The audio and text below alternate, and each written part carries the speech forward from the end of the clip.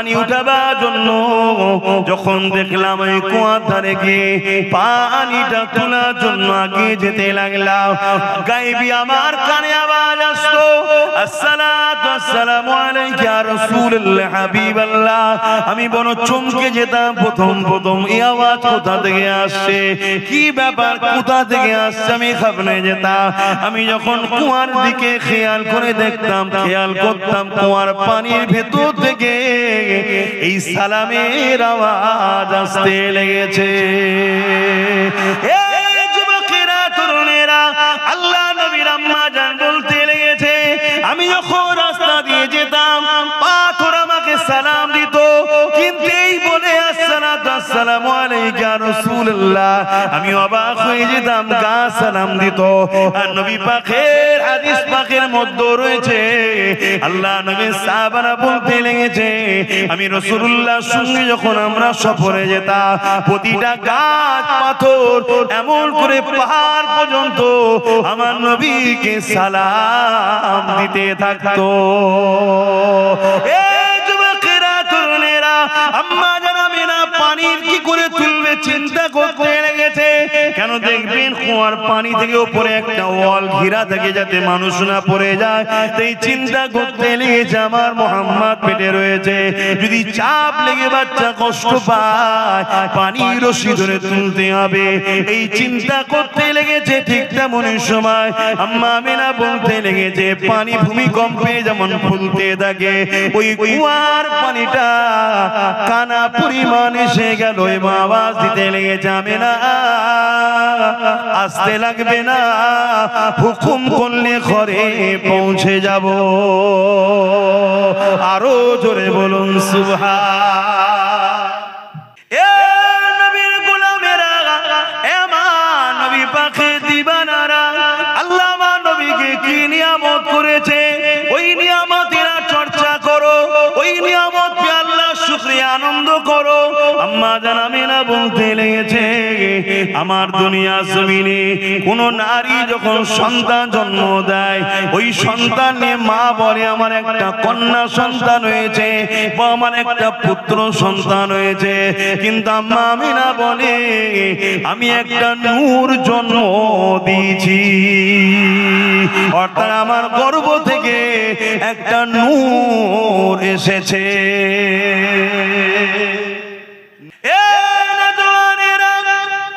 আল্লাহ নবী দাদা হযরত Abdul Muttalib আমল করে তিনি যখন বাজারে যান, লোকের মধ্যে একটা আলোচনা হতে লেগেছে, আব্দুল মুত্তালিবের পুত্রবধূ আমিনা একটা খুশবু ব্যবহার করে, যে খুশবুটা মক্কার কোনো জায়গাতে পাওয়া যায় বলে জানা নাই। কোথা থেকে খুশবু পেল, এত সুন্দর খুশবু, এবং বিধবা নারীদের খুশবু বা কাটা তৎকালীন সময়ে তো এবং এখনো মানুষটি ভালো নজরে নেয় না। তাই রাসূলুল্লাহ দাদা সরদার ছিলেন, লিডার ছিলেন, নেতা ছিলেন মক্কার, তাই তিনার কানে যখন এই কথাটা পড়েছে, তিনি তিনার স্ত্রী অর্থাৎ রাসূলুল্লাহর দাদি জানের কাছে আলোচনা করতে লেগেছে, আহারে আব্দুল্লাহর পুত্রবধূ, আব্দুল্লাহর পরিবার, আমাদের বাচ্চা আব্দুল্লাহ ইন্তেকাল হয়ে গেছে, স্বামীহারা, ওই বেটিটা বড় কষ্টের মধ্যে রয়েছে, কিন্তু বাজারে একটা কথা চলতে লেগেছে, সে নাকি একটা খুশবু ব্যবহার করে, যে খুশবুটা নাকি অন্য কোনো জায়গায় পাওয়া যায় বলে কেউ জানে না। এই কথাটা শোনার সাথে সাথে রাসূল পাক সাল্লাল্লাহু আলাইহি ওয়াসাল্লাম দাদি জান বলতে লেগেছে, আমিও অবাক হয়ে যাই, কিন্তু স্বামী হারা, তাই বেশি কিছু বলতে চাই না, যদি মনে দুঃখ পেয়ে যায়। যখন আমিনা গোসলখানা থেকে বাইর হয়, আমি যখন হাম্মামখানাতে প্রবেশ করি, আমি মনে হয় যেন আতরের কোনো ফ্যাক্টরিতে প্রবেশ করলাম। রাসূলুল্লাহ দাদা, রাসূলুল্লাহ দাদি জানকে বললেন, চলে তেনাকে ডাকা যাক, জিজ্ঞাসা করে, কেন আমি একটা সরদার আলোচনা চতুর্দিকে হতে লেগেছে, একটু আলোচনা করা যাক। আম্মা জান হযরত আমিনা হুজুরকে ডাকা হলো, দেখে জিজ্ঞাসা করা হয় মারে এই আতরটা তুমি কোথা থেকে পেয়েছো মা, যেটা ব্যবহার করো। ওই সময় আম্মা জানাবে না মুখে থুতুখানা জমিনের উপরে ফেললে, ফেলার সাথে সাথে আতর যেমন ঢেলে দিলে খুশবু বাইর হয়, তার থেকেও বেশি খুশবু বাইর হতে লেগেছে। ওই সময় আম্মা মেনা বলতে লেগেছেন আব্বা আম্মা এই আতর আমি ব্যবহার করি না, এই খুশবু আমার নয়, গর্বে যিনি আছে চিনা। আরো জোরে বলুন সুবহান। এবারে আসেন এই মাহফিল কি শরিয়াতে সাহাবা হুজুররা কি নবী পাকের আলোচনার মাহফিল করেছে কি জানা দরকার রয়েছে। আর একটুখানি এখানে আলোচনা করে নি, আমার নবী পাক সাল্লাল্লাহু আলাইহি ওয়াসাল্লাম নবুয়াতের ঘোষণার পর নবী আমার নিজে দুম্বা জবাই করে খানা করিয়ে নবী নিজের মিলাদের খানা সাহাবাদের খাইয়েছে। আরো জোরে বলুন সুবহান। এবারে তো আবার ঈদের দিনটা একসাথে দুটো ঈদ পড়েছে, 12ই রবিউল আউয়াল, দুটো ঈদ একদিনেই দুটো ঈদ হবে। 12ই রবিউল আউয়াল কি বার পড়েছে বলুন? আরে কথা বলে না কেন? তো শুক্রবারটা ঈদের দিন কেন? বাবা আদম আলাইহিস সালামের আগমন বা জন্মের দিন, আর 12ই রবিউল আউয়াল ওই দিন, তাহলে একসাথে দুটো ঈদের দিন পড়েছে। জোরে বলুন সুবহানাল্লাহ। হ্যাঁ, তাহলে আল্লাহর নবী প্রতি সোমবারে রোজা রাখতেন কেন? নিজে আগমন করেছে। দ্বিতীয়, নবী নিজে দুম্বা জবাই করে খানা করে সাহাবাদের খাইয়েছেন কেন? নিজের মিলাদের খানা খাওয়াচ্ছেন। জোরে বলুন সুবহানাল্লাহ। তাহলে আমরা যদি নবীর উম্মত হই, এই আদর্শ এই সুন্নাহকে আমাদেরও তো জিন্দা রাখতে হবে, এই কালচার তো আমাদের মধ্যে রাখতে হবে। আরেকটু আগিয়ে চলেন, আমার নবী পাক সাল্লাল্লাহু আলাইহি ওয়াসাল্লামের একজন সাহাবী এবং নবী পাক সাল্লাল্লাহু আলাইহি ওয়াসাল্লামের চাচা জান হন হযরত আব্বাস রাদিয়াল্লাহু তাআলা আনহু। তিনি নিজের এলাকার মানুষকে এক জায়গায় জড়ো করেছেন, জড়ো করে হুজুর নিজে ওয়াজ করছেন। ওয়াজ মানে ভালো কথার উপদেশ দেওয়া। মোবাইল বন্ধ রাখো, অডিও করো। ভালো কথার উপদেশ দেওয়া, আলোচনা করছেন কি? আমার নবী পাকের ছোটবেলার কথা। যেমন আমরা আলোচনা করে থাকি, রাত আল্লাহ পাকের কাছে আরজু করেছে, আল্লাহ আপনার হাবিবকে রাতের ভাগে পাঠান। দিন আল্লাহ পাকের কাছে আরজু করেছে, ও রব্বি আল্লাহ আপনার হাবিবকে দিনের ভাগে পাঠান। আল্লাহ পাক উভয়ের মনের বাসনাকে কবুল করে রাতের কিছু অংশ, দিনের কিছু অংশ সবে সাদেকে সময় আমার নবীকে পাঠিয়েছিলেন। আমরা আলোচনা করে থাকি, আম্মা জান আমিনা হুজুর বলেছে আমার নবী পাক সাল্লাল্লাহু আলাইহি ওয়াসাল্লাম আমার গর্ভে রয়েছে। অন্যান্য নারীদের গর্ভে সন্তান থাকলে আস্তে আস্তে মায়েদের পেটটা বড় হয়, কিন্তু আমি আমিনা আমার মুহাম্মদ রাসূল আমার গর্ভে ছিল, কোনো দিনের জন্য আমি বুঝতেও পারি না, ব্যথাও হয় না, পেটও বড় হয় না। এক কথায় আমার নবী পাক সাল্লাল্লাহু আলাইহি ওয়াসাল্লামের শিশুবেলার কথা আল্লাহ নবী চাচা যান হযরত আব্বাস রাদিয়াল্লাহু তাআলা তিনি আলোচনা করতেছিলেন। আল্লাহ নবী ওই পাশ দিয়ে যেতেছিলেন, নবী পাককে দেখে সাহাবা হুজুররা উঠে দাঁড়িয়ে গিয়ে সালাম দিয়েছিলেন। আমরা বসে সালাম দিই না দাঁড়িয়ে? আল্লাহু আকবার। আমরা দাঁড়িয়ে সালাম দিই না বসে? কেন? সাহাবা হুজুররা দিয়েছেন তাই দিই। কিন্তু কেউ বসে সালাম দিলে তাদের সঙ্গে ঝগড়া করবেন না, কেন এটা মহব্বতের ব্যাপার, আদবের ব্যাপার। এখানে বাড়াবাড়ি জুলুম করা উচিত হবে না, কেন জুলুম করা আবার শরীয়তে নিষেধ আছে। তো সেই জায়গাতে আমার নবী পাক সাল্লাল্লাহু আলাইহি ওয়াসাল্লাম যখন উপস্থিত হলেন, সাহাবা হুজুররা বললেন, হুজুর, বিশেষ করে নবী পাকের চাচা যান হযরত আব্বাস রাদিয়াল্লাহু তাআলা তিনি বলছেন, হুজুর আমরা আপনার শিশুবেলার অর্থাৎ মিলাদ মামুলি আলোচনা ছোট আমি করছি, এলাকার মানুষকে শোনাচ্ছি। তাহলে আজও পৃথিবীর বুকে কোন উলামা, কোন ব্যক্তি যদি নবীর ছোটবেলার আলোচনা মানুষকে শোনায়, এটা নবীর চাচা যান হযরত আব্বাস হুজুরের সুন্নতের সওয়াব হবে। জোরে বলুন সুবহানাল্লাহ। আপনাদের মহল ছোট নয় তো সেই জায়গাতে নবী পাক সাল্লাল্লাহু আলাইহি সাল্লামকে সাহাবা হুজুররা বললেন, মন দিয়ে শোনো যুবকরা, বড় খুশনসিব তো সে হয় যে হুজুরের মিলাদে জায়গা পায়। অত সহজ নয়, অত সহজ নয়। এটা দুনিয়ার কোন শাহিনশাহ বাদশার আলোচনা নয়। আরে কত শাহিনশাহ এসেছে, কত শাহিনশাহ চলে গেছে, মানুষ ভুলে গেছে। কিন্তু আমার নবী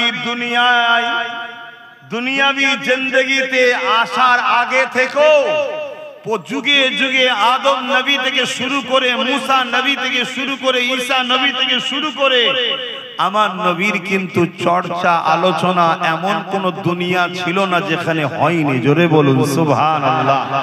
এবং সবে কিয়ামত পর্যন্ত আমার নবীর চর্চা হতেই থাকবে। জোরে বলুন সুবহানাল্লাহ। আরে আমার নবী তো অনেক উঁচু ব্যাপার। সবে কিয়ামত পর্যন্ত যারাই নবীর গোলাম হবে তাদেরও আলোচনা চলতেই থাকবে। যেমন বড় পীর আব্দুল কাদের জিলানীর আলোচনা হয়, যেমন গৌস পাকের আলোচনা হয়, যেমন ফুরফুরার আবু বকর 100 বছর কম বেশি হয়ে গেল, চলে গেছে, আজও আলোচনা চলছে। কেন? গোলামে রাসূল ছিলেন। জোরে বলুন সুবহানাল্লাহ। আরো চিৎকার দিয়ে বলুন সুবহানাল্লাহ। কত বড় বড় ভিআইপি দুনিয়াদার, খেলোয়াড় বলুন, গায়ক বলুন, নায়ক বলুন, সব চলে যাবার পর ভুলে যাইলো। চলে যাওয়া তো দূরের কথা, একটু বয়স হয়ে গেলেই মানুষ ভুলে যায়। খেলতে ভালো না পারলে ফ্যান ফলোয়ার চলে যায়। কি ভালো অ্যাক্টিং না করতে পারলে বয়স হয়ে গেছে মানুষ ভুলে যায়, নতুন নতুনকে ধরে নেয়। কিন্তু মুহাম্মদ সাল্লাল্লাহু আলাইহি সাল্লামের গোলাম যারা হয় তাদের বয়স যত বাড়ে তত দাম বাড়ে। জোরে বলুন সুবহানাল্লাহ। ফুরফুরা শরীফে যান, যে দেখুন, বা অন্য জায়গায় যেখানে আছে যে দেখুন, যত মুরব্বী হয় তার গুরুত্ব বেশি বাড়ে, তাই তো নাকি গো? কেন? এই জায়গার সিস্টেমটা আলাদা। তাই আমি আপনাদেরকে জন্যই বললাম যে আজকে যতগুলো যুবক এসেছো, এটা বড় খুশনসিব যে তোমরা হুজুরের মিলাদের আলোচনাতে আল্লাহ তোমাদেরকে এনেছে। এটা তোমাদের কৃতিত্ব নয়। আল্লাহ নবী মাহফিলে আসার জন্য নবী পাকে চাচা জান আদেশ অনুরোধ করলেন, ইয়া রাসূলুল্লাহ হাবিবাল্লাহ, হুজুর আপনি আমাদের মাহফিলে একটু এসে হাজির দিন। আল্লাহ নবী বলেছিলেন, আমি অবশ্যই আসব। কেন? আমি রাসূলুল্লাহ যা দেখি তোমরা তা দেখতে পাও না। এখানে একটা জিনিস শুধু ধরিয়ে দিচ্ছি, সাহাবাদের ঘরে নবী বলছেন আমি যা দেখি তোমরা তা দেখতে পাও না। তাহলে সাহাবারা কি আমার নবীর মতো? তাহলে এখন কোন সাধারণ মোল্লা মৌলভী সাহেব যদি বলে নবী আমাদের মতো, এটা কি মানা যাবে? এটা মাথায় রাখবেন। এমন জওয়ান তরুণেরা, বাপেরা, এমন নবী পাকের প্রেমিকেরা, আল্লাহ নবী সাহাবাদিওকে বলতে লাগলেন, তোমরা শুধু মজলিসে উপস্থিত হয়েছো তা নয়, আমি রাসূলুল্লাহকে আল্লাহ পাক দেখাতে লেগেছে। তোমাদের এই মজলিসে অগণিত আল্লাহর রহমতের ফেরেশতা আসা শুরু করে দিয়েছে। এ বাবা সাহাবারা, মনে রেখে দিও, আমি রাসূলুল্লাহ আমার মাওলুদের আলোচনা করছো, আমার আগমনের আলোচনা করছো। তোমাদের আলোচনার পরে আল্লাহ খুশি হয়ে গেছে, রহমতের ফেরেশতা আসা শুরু হয়েছে। সাহাবী হযরত আব্বাস রাদিয়াল্লাহু তাআলা বলতে লাগলে, ইয়া রাসূলুল্লাহ হাবিবাল্লাহ, শুধু আমাদের এই মজলিসে না অন্য কোন জায়গায় যদি কেউ মিলাদের মাহফিল বানায়, সেই জায়গাও কি রহমতের ফেরেশতা আসবে? আল্লাহ নবী জানিয়ে দিলেন, কিয়ামত পর্যন্ত পৃথিবীর যে কোনো জায়গাতে আমি রাসূল রাসূল আমার মিলাদের মাহফিল যেখানেই করবে যদি সেটা শরিয়া সম্মত হালাল অর্থ থেকে হয়ে থাকে অবশ্যই প্রতিটা মাহফিলে আল্লাহর রহমতের ফেরেশতা হাজির হবে। এ বাবা সাহাবারা আরো খুশির খবর নিয়ে নাও, যারা আমার মিলাদের মাহফিল বানাবে অর্থাৎ আমার শিশুবেলার লাইফ স্টাইলের আলোচনার কথা শুনবে, মজলিস তৈরি করবে, সেটা হতে পারে ঘরের মধ্যে বাপ বেটা পরিবার নিয়ে হোক, মসজিদের মধ্যে হোক, বড় মজলিসেই হোক, মনে রাখবে ওয়াজাবাত লাহু শাফাআতি, আমি নবী তাদের জন্য শাফাআত করব। আরো জোরে বলুন সুবহান।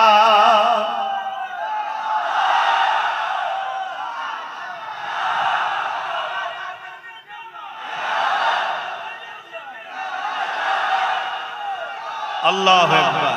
জিনিসটাকে আমাদের বড় ছোট মনে হলো, কিন্তু এর গুরুত্ব অনেক বেশি। কেন? ব্যক্তিটাকে খুব ভালো করে বোঝেন। এখন কোন বাড়িতে এই যে 12 রবিউল আউয়াল গ্রামে বড় করে হয়, আলহামদুলিল্লাহ ভালো কথা, মসজিদে হয় ভালো কথা।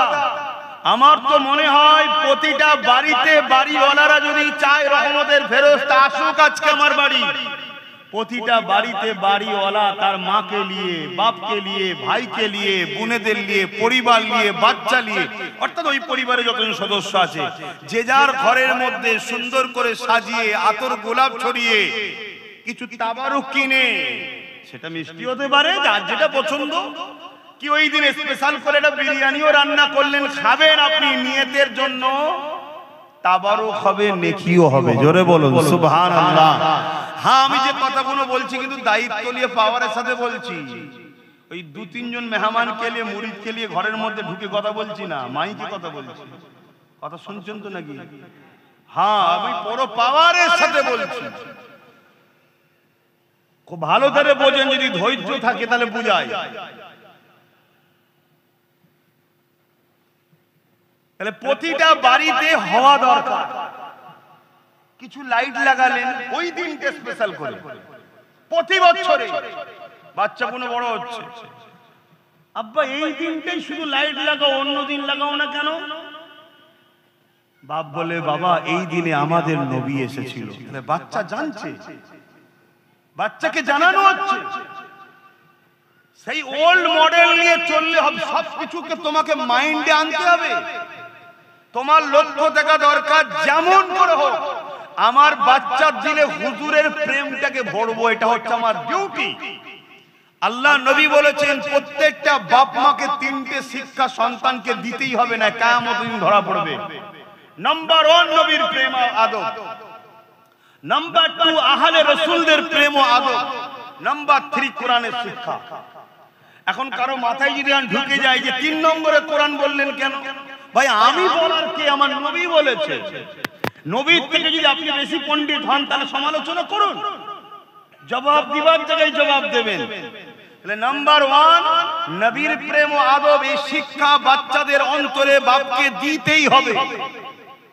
তাহলে আপনি ঘরটাকে সাজালেন, কিছু ওই লাইট করলেন, কিছু চুমকি লাইট বেরিয়েছে লাগালেন, যে যার বাড়িতে করলেন, পুরো গ্রাম সেজে উঠলো, বাচ্চা বাচ্চা ছেলেরা ঘুরছে, কি ব্যাপার আজকে কি হয়েছে? প্রতি বছরে হচ্ছে, ওর ব্রেনে ঢুকছে এই দিনটা আমার হুজুরের আগমনের দিন, এই দিনটা আমার হুজুর এসেছিল, যার জন্য ইনসাফ পেয়েছি, যার জন্য ইনসানিয়ত পেয়েছি, যার জন্য আমি মানুষ হয়েছি, যার জন্য দুপায়ে পশু ছিল সেই পশুদের থেকে আমরা মানুষত্ব পেয়েছি, যার জন্য ইনসাফ হয়েছে, যার জন্য ন্যায় প্রতিষ্ঠিত হয়েছে, যার জন্য নিজের স্রষ্টা আল্লাহকে সিজদা করি, গায়রুল্লাহকে করিনি, যার জন্য আল্লাহ পেয়েছি, তিনি এই দিনে এসেছিলেন। জোরে বলুন সুবহানাল্লাহ।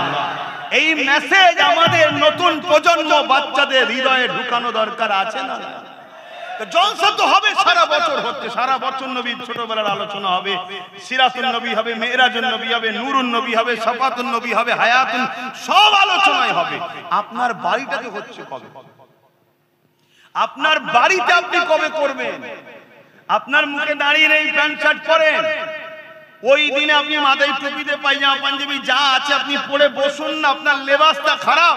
কিন্তু এমন একটা হাস্তির আলোচনা শুরু করেছেন, হতে পারে আপনার বাড়ির মেসেজ ফারিস্তার মাধ্যমে যেতে যেতে যেতে যেতে একদিন নিগায়ে কারাম হবে, পর্দা উঠে যাবে, আপনি দিদার পাবেন, জান্নাতি হয়ে যাবেন। জোরে বলুন সুবহানাল্লাহ, আরো চিৎকার দিয়ে বলুন সুবহানাল্লাহ, সকলে বলুন নারে তাকবীর, হাত তুলে বলুন লব্বাইক, আপনারা বলুন ইয়া রাসূলুল্লাহ লব্বাইক লব্বাইক লব্বাইক।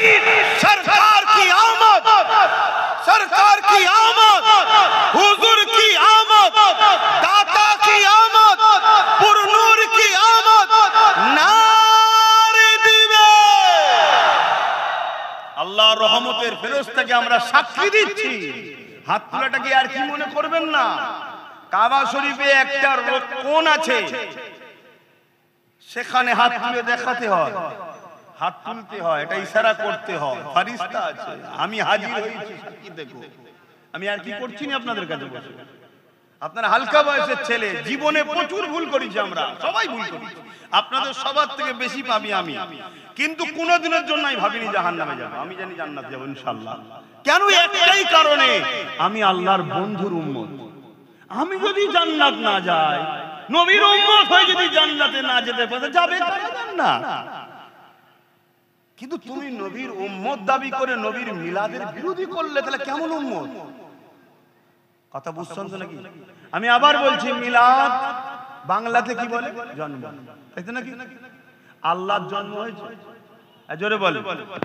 তাহলে মিলাদ তো করে আমরা প্রমাণ করে দিচ্ছি যে নবীর মিলাদ করে আমরা প্রমাণ করছি নবী আল্লাহ নয়। আল্লাহ যদি হতো মিলাদ হতো না, কেন? আল্লাহ তো জন্ম নাই। নবীর মিলাদ করে শিরকের জড়কে কেটে দিয়ে প্রমাণ করছি নবী হলো আল্লাহর বান্দা। জোরে বলুন সুবহানাল্লাহ। আল্লাহ তো লাম ইয়ালিদ ওয়া লাম ইউলাদ, না उससे कोई पैदा हुई है না किसी से मेरे रब पैदा है। আমার আল্লাহর কোনো শুরুও নাই শেষও নাই। জোরে বলুন সুবহানাল্লাহ। তাহলে এই মিলাদ প্রতিটা বাড়িতে হবে তো নাকি? ছোট করলে 5 জন আছে, 5 জনের মধ্যে বিরিয়ানি রান্না করেন, ঘরে তো আনন্দ করে খান রে বাবা, সববারই খান, কুটুম এলে খান, সব বেলায় ভালো মন্দ হয়। তো হুজুরের আগমনের দিনে করবেন না কেন? কিন্তু শুকরিয়া আদায় করা দরকার যে মালিক তুমি আমাকে, আপনি আমাকে এমন একটা নবীর উম্মত করেছো যে নবীর উম্মত হওয়ার জন্য ইব্রাহিম খলিল থেকে শুরু করে, মুসা নবী থেকে শুরু করে, ঈসা নবী থেকে শুরু করে সবাই বলতো আল্লাহ আমাকে নবী করেছেন, শুকর আলহামদুলিল্লাহ। তবে নবী না করে যদি মুহাম্মদ রাসূলের উম্মত করতেন আরো খুশি হতাম। জোরে বলুন সুবহানাল্লাহ। সেই নবীর উম্মত করেছে। আর শরিয়াতে কোনো নিষেধ নাই, তবে মনে রাখবেন আল্লাহ নবীজি কোনো হারাম করার দিয়ে দিয়েছে, ওই হারাম যুক্ত কোনো কাজ যেন জড়িয়ে না যায়। হারাম খাদ্য খেয়ে আনন্দ করাকে শরিয়াতে ইজাজত দেয় না, হারাম জিনিসকে মিলাওয়াট করে দিয়ে শরিয়াতে ইজাজত দেয় না।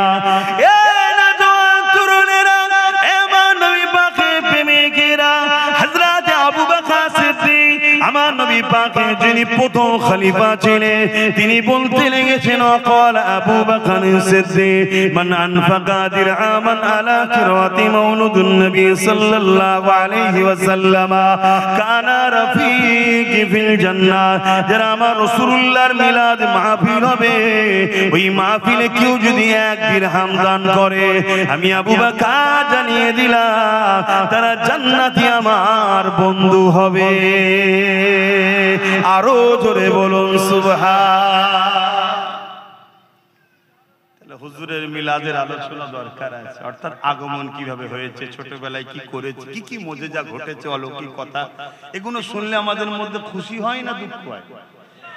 এটাকেই বলা হয় ঈদ। আসলে একটু আলোচনা করি নাকি হুজুরের ছোটবেলার কথা।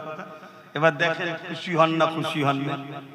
আম্মা জান হযরতে আমেনা হুজুর বলছেন আমার গর্ভের সন্তান মুহাম্মদ রাসূল রয়েছেন। অন্যান্য নারীদের ইশারায় একটু ধরে নিতে হবে মাসে একটা নাপাকি হয়, জান বুঝতে পারছি। কিন্তু আমি আমেনা দেখলাম আমার গর্ভের সন্তান আছে, কিন্তু কোনো মাসে ওই নাপাকিটা বন্ধ হয় না, হয়েই যায়। মেডিকেল বলছে মায়েদের মাসে যে রক্ত বাহির হয় যদি ওটা বন্ধ না হয় তাহলে সন্তান থাকবে না, ওটা যদি চালু থাকে তার মানে সন্তান নাই বা মারা যাবে। কথা বুঝছেন তো নাকি? কিন্তু আম্মা আমেনা বলছেন আমার বাচ্চা গর্ভে আছে কিন্তু আমার বন্ধ হয়নি। কেন বন্ধ হয়? আমাদের নাভির সাথে মায়ের নাভির কানেকশন করে, ওই রক্তটা মুখ দিয়ে না খাইয়ে বাচ্চাকে নাভির সাথে মায়ের বাচ্চার পেটে যায়। কিন্তু আমার রাসূল পাক সাল্লাল্লাহু আলাইহি সাল্লামের পেটে ওই রক্ত আল্লাহ দেয়নি। জোরে বলুন সুবহানাল্লাহ। কেন দেবে? আম্মা জান আমিনা বলেন আমার গর্ভে মুহাম্মদ রাসূল রয়েছেন।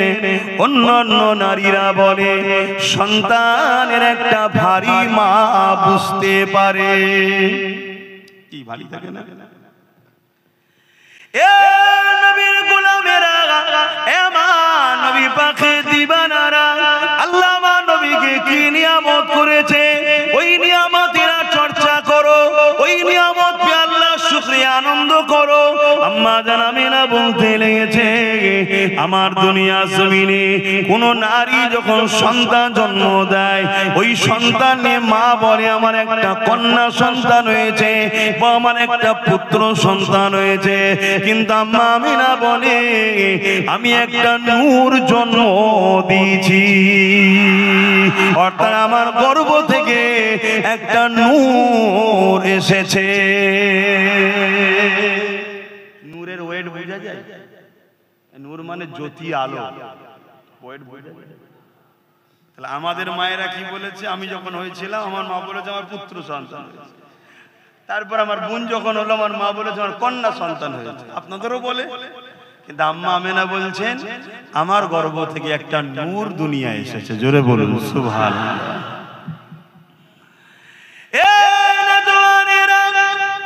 আল্লাহ নবী দাদা হযরত আব্দুল মুত্তালিব আমল করে তিনি যখন বাজারে যান লোকের মধ্যে একটা আলোচনা হতে লেগেছে আব্দুল মুত্তালিবের পুত্রবধূ আমেনা একটা খুশবু ব্যবহার করে, যে খুশবুটা মক্কার কোন জায়গাতে পাওয়া যায় বলে জানা নাই। কোথা থেকে খুশবু পেল? এত সুন্দর খুশবু, এবং বিধবা নারীদের খুশবু বাঁকাটা তৎকালীন সময়ে তো এবং এখনো মানুষটি ভালো নজরে নেয় না।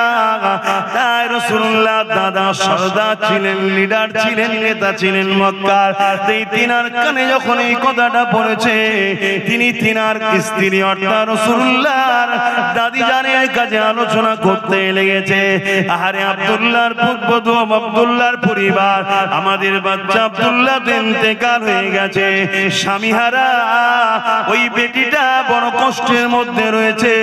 কিন্তু বাজারে একটা কথা শুনতে লেগেছে সে নাকি একটা খুশবু ব্যবহার করে, যে খুশবুটা নাকি অন্য কোন জায়গায় পাওয়া যায় বলে কেউ জানে না। এই কথাটা শোনার সাথে সাথে রাসূল পাক সাল্লাল্লাহু আলাইহি ওয়াসাল্লাম দাদি জান বলতে লেগেছে আমিও অবাক হয়ে যাই, কিন্তু স্বামী হারা তাই বেশি কিছু বলতে চাই না, যদি মনে দুঃখ পেয়ে যায়। যখন আমেনা গোসলখানা থেকে বাইর হয়, আমি যখন হাম্মামখানাতে প্রবেশ করে আমি মনে হয় যেন আতরের কোন ফ্যাক্টরিতে প্রবেশ করলাম। রাসূলুল্লাহ দাদা রাসূলুল্লাহ দাদি জানকে বললেন চলে তিনাকে ডাকা যাক, জিজ্ঞাসা করে কেন আমি একটা সরদার আলোচনা চতুর্দিকে হতে লেগেছে, একটু আলোচনা করা যাক।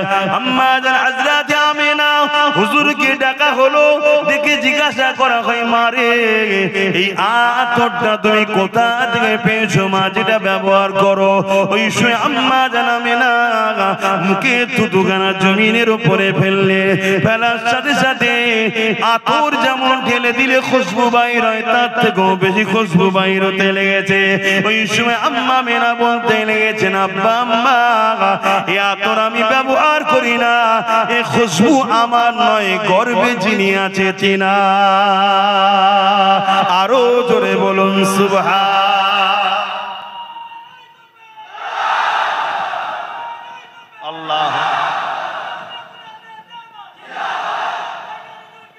আস্তে আল্লাহ। আমি আবার একবার বলে দিচ্ছি, মাহফিলে আমার স্লোগান দেবে, রাস্তায় যা করেছো ঠিক আছে, মাহফিল আমার হুজুরের। আমি এমন কোনো কেউ হয়ে যায়নি যে আমার স্লোগান দিতে হবে। কিয়ামতের দিন আমার বড় ভয় লাগে, যদি হুজুর ধরে, কিরে তুই কত বড় ভিআই পেয়ে গেছিস, আমার স্লোগান দেবেন, এখানে হুজুরের স্লোগান দাও। আর অবশ্যই হুজুরের উপযুক্ত আওলাদ, নবী বংশের উজ্জ্বল নক্ষত্র হযরতে মুজাদ্দিদুজ জামান সৈয়দনা আবু বকর সিদ্দিক দাদা হুজুরের তাকবীরটাও দেবে। কেন? তিনার ওসিলায় এই পূর্ব ভারতের মানুষ দ্বীন ইসলামটা পেয়েছেন। জোরে বলুন সুবহানাল্লাহ। অতএব তিনার স্লোগানটাও দেবে। আমার তো এই রাস্তাই ঠিক আছে, কেন একেবারে বন্ধ করে দিলে অসুবিধা আছে, কেন জালিমদের একটু বুকে ব্যথা হওয়াও দরকার আছে, ওটা দেবে। এই যে ছেলেগুলো গেল প্রচুর বাইক দেখি র্যালি করে নিয়ে আসলো, কথা বুঝে আসছে, কিন্তু ভয় লাগে আমার, এরা সব হালকা বয়সের ছেলে, পিকআপ তো জিনিস, কখন মাথা গরম হয়ে যায়, ঠিক আছে, এইটাই ভয় লাগে। তো যাক, আমি আলোচনার দিকে আবার যাচ্ছি, কিন্তু আপনারা বলুন, এই যে হুজুরের কথা কোনো শুনছেন, ছোটবেলার কথা, হুজুর পাক কে আম্মা জান বলছেন আমার গর্বে যে আছে সেই বাচ্চাটা হলো খুশবু, আমার নবী হলেন খুশবু। জোরে বলুন সুবহানাল্লাহ। এই কথাগুলো শুনে বুকে হাত দিয়ে বলুন, যারা আমার নবীর উম্মত, আমাদের খুশি হওয়া হচ্ছে না, হচ্ছে না, এটা স্বাভাবিক, স্বাভাবিক। আহা, কেউ যদি কারো একটা বাচ্চার একটু প্রশংসা করে, কারো একটা বাচ্চার প্রশংসা করে যে তোমার বাচ্চার চোখটা সুন্দর, তোমার বাচ্চার হাতটা সুন্দর, ওই বাপ মা খুশি হবে না? হবে না? কিন্তু বাপ মা কি বাচ্চাটাকে তৈরি করেছে? তারপরও খুশি হচ্ছে, ঠিক না বেটি? তাহলে যিনি আমার রাসূলকে সুন্দর করেছেন এবং নিজে বলেছেন সবথেকে সুন্দর আমার হাবিব মুহাম্মদ সাল্লাল্লাহু আলাইহি ওয়াসাল্লাম, সেই নবীর যদি সুন্দর নিয়ে আলোচনা করা হয়, তাহলে আল্লাহ খুশি হবে না? হবে না? দেখুন তো, বুঝতে হবে, এখন তো বুঝতে হবে। এই যে তাকবীর দিচ্ছে হুজুরের কথা শুনে, এটা তো আনন্দের বহিঃপ্রকাশ। খুশিতে তো আর গালি দিচ্ছে না, খুশিতে আল্লাহরই নাম নিচ্ছে যে আল্লাহু আকবার, অর্থাৎ আল্লাহ তিনি যিনি সবথেকে মহান, তিনি মুহাম্মদ সাল্লাল্লাহু আলাইহি ওয়াসাল্লামকে এত নিয়ামত আল্লাহ করেছেন। এগুলো বুঝতে হবে, এগুলোর বিরোধী কখনো উম্মতে মুহাম্মাদি ঈমানদাররা করতে পারে না। সূরাতে সকলে মুসলমান, ভেতরে যদি বুকস থাকে হুজুর সম্বন্ধে, তাহলে হুজুরের বিরোধী করতে পারে। তুমি আমার পছন্দ নাও হতে পারো, আমার বিরোধী থাকতেও পারো, কিন্তু আমার নবীর উম্মত হয়ে নবীর বিরোধী করো কি করে? আমার নবীর শান কত, আমার নবীর মাকাম কত। আমাদের সমাজ একটা কথা শোনা যায়, নবী নাকি 40 বছর পরে নবী হয়েছে, তার আগে নাকি নবী নয়, তার আগে কেউ জানতো না। বলুন নাউজুবিল্লাহ। আপনারা বলুন মুজিজা কাদের হয়? এই মুজিজা বুঝুন তো নাকি? মুজিজা হয় এজন্য যেটা সামনেওয়ালাকে অ্যাট্রাকশন আজিজ করার জন্য, অলৌকিক কিছু ঘটনা নবীদের দ্বারা ঘটলে মুজিজা বলা হয়, ওলিদের দ্বারা ঘটলে কারামত বলা হয়। কিন্তু ঘটাই কে? ক্ষমতা কার? আল্লাহ। কিন্তু নবীদের দ্বারা যেটা হয় সেটাকে কি বলা হয়? মুজিজা। আর ওলিদের দ্বারা যেটা হয় কারামত। কিন্তু মূল ঘটাবার মালিক কে? আল্লাহ। তাহলে সর্বশক্তিমান কে? তাহলে আমার নবী পাক সাল্লাল্লাহু আলাইহি সাল্লামের সিনা চাক হয়েছিল 40 বছরের আগে না পরে?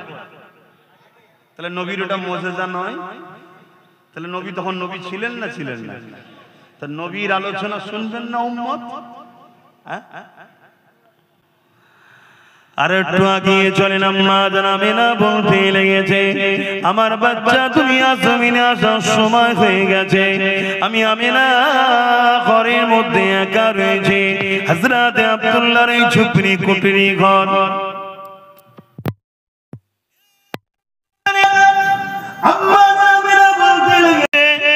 আমার মনের মধ্যে বাসনা হলো নারীদের সন্তান হবার সময় অন্য নারীদের সহযোগিতার প্রয়োজন হয়, আমি আমিনা একা রয়েছি, যদি অন্য কোন নারী সহযোগিতা পেতাম আমার জন্য বড় উপকার হতো।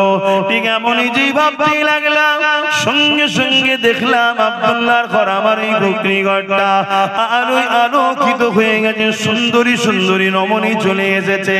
আমি আমিনা জানতে চাইলাম আপনারা কারা, কোথা থেকে আসলেন?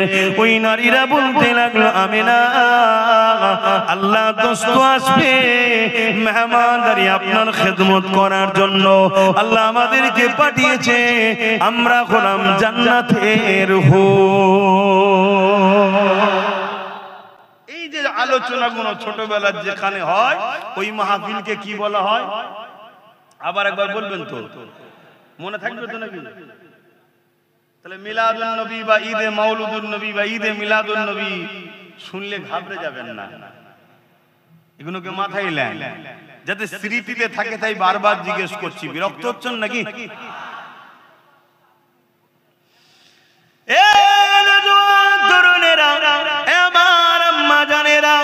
আল্লাহ নবীর আম্মা জান বলতে লেগেছে, আমি যখন কোন কুয়া ধারে যেতাম পানি উঠাবার জন্য, যখন দেখলাম ওই কুয়া ধারে গিয়ে পানিটা তোলার জন্য আগে যেতে লাগলাম, গায়েবী আমার কানে আওয়াজ আসতো, আসসালাতু আসসালামু আলাইকা ইয়া রাসূলুল্লাহ হাবিবাল্লাহ। আমি বড় চমকে যেতাম, প্রথম প্রথম এই আওয়াজ কোথা থেকে আসছে, কি ব্যাপার, কোথা থেকে আসছে, আমি ঘাবড়ে যেতাম।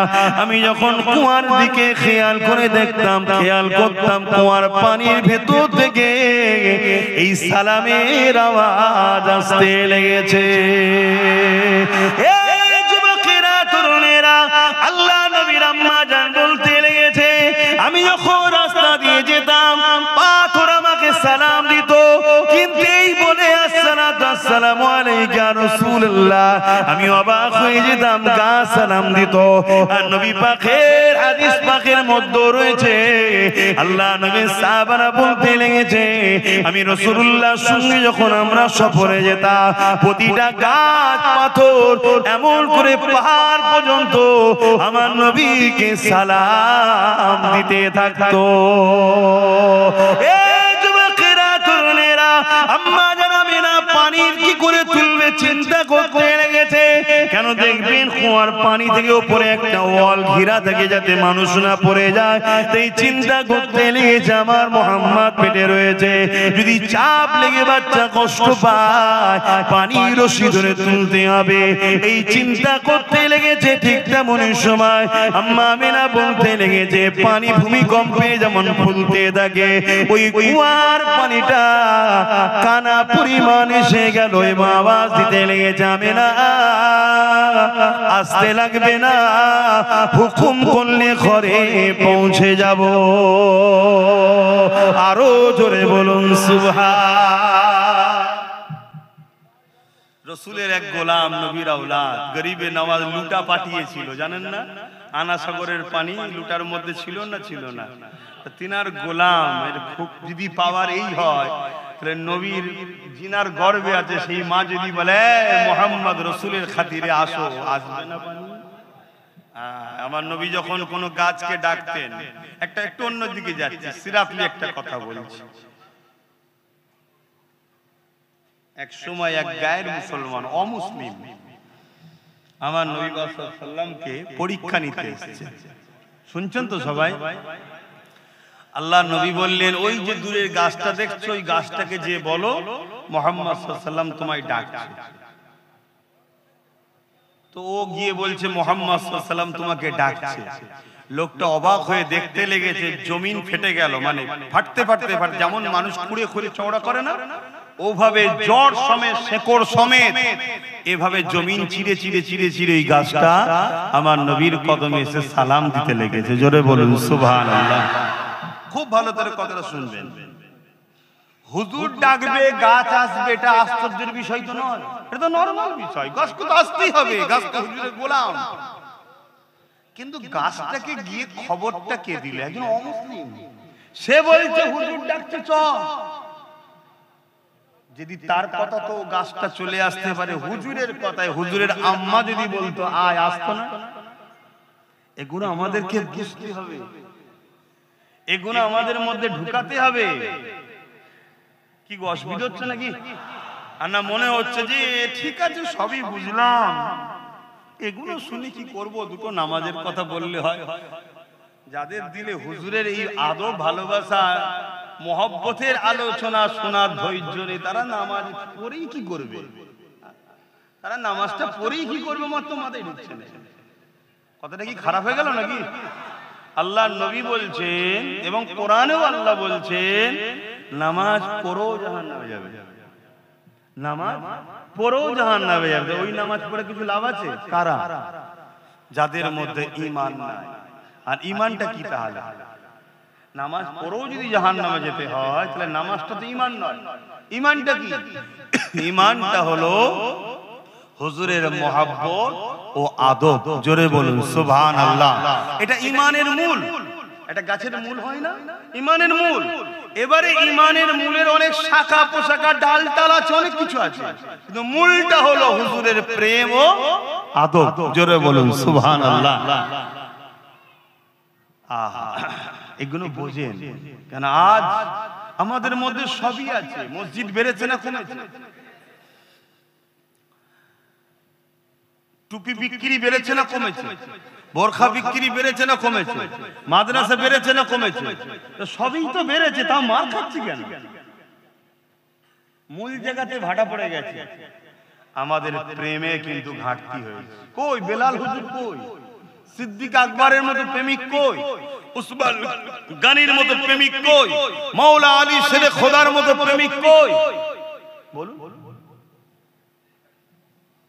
আরে খুব ঠান্ডা মাথায় শোনো যুবক, বাপ মা ভাই বোন, নামাজের আলোচনা দরকার, রোজার আলোচনা দরকার, হজের আলোচনা দরকার, দান খায়রাত আলোচনা, শরীয়তের সব আলোচনাই দরকার, কিন্তু সব আলোচনাটা 30%, হুজুরের আলোচনা 70% করতে হবে। এটা হলো মূল। এটা থাকলে ওইটা যদি অল্প হয়, অল্পতেও পার হওয়া যাবে। জোরে বলুন সুবহানাল্লাহ। আর এটা নেই, ওটা যদি 100% থাকে, ও জাহান্নামে ঢুকবে আর বেরোবে না। আমি আর একটু যদি আপনাদেরকে বলি, কেউ যদি আল্লাহর কাবায় তওয়াফ করতে গিয়ে কাবার হাজারে আসদে চুমু দিয়ে মুখ ঘষে, কাবার গিলাফ ধরে কেঁদে, এবং হাতিমের মধ্যে যেটা কাবারি অংশ দিয়ালে হীরা আছে, না যাওয়া হলো, ক্যালেন্ডার ছবি দেখেছেন তো, ওর মধ্যে সেজদায় পড়ে গিয়েও যদি মারা যায়, আর তার দিলে যদি নবীর প্রেম আদব না থাকে, ও জাহান্নামে ঢুকবে, জীবনে বেরোবে না। আমি চ্যালেঞ্জের সাথে বলছি, আল্লাহর কোরআন এটা, দিন এটা। কথা শুনছেন তো নাকি?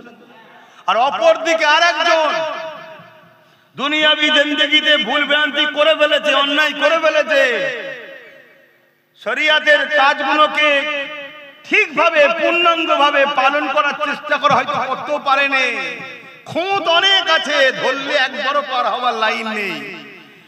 কিন্তু হুজুরের কথা কোনো জায়গায় যদি হয়, রাস্তায় যাচ্ছে, অপরিচিত জায়গায় কেউ বলছে ইয়া রাসূলুল্লাহ বলে দাঁড়িয়ে সালাম দিচ্ছে, ও হাজারো ব্যস্ত থাকার পরেও দাঁড়িয়ে গেছে, হুজুরকে সালাম দিয়ে যায়।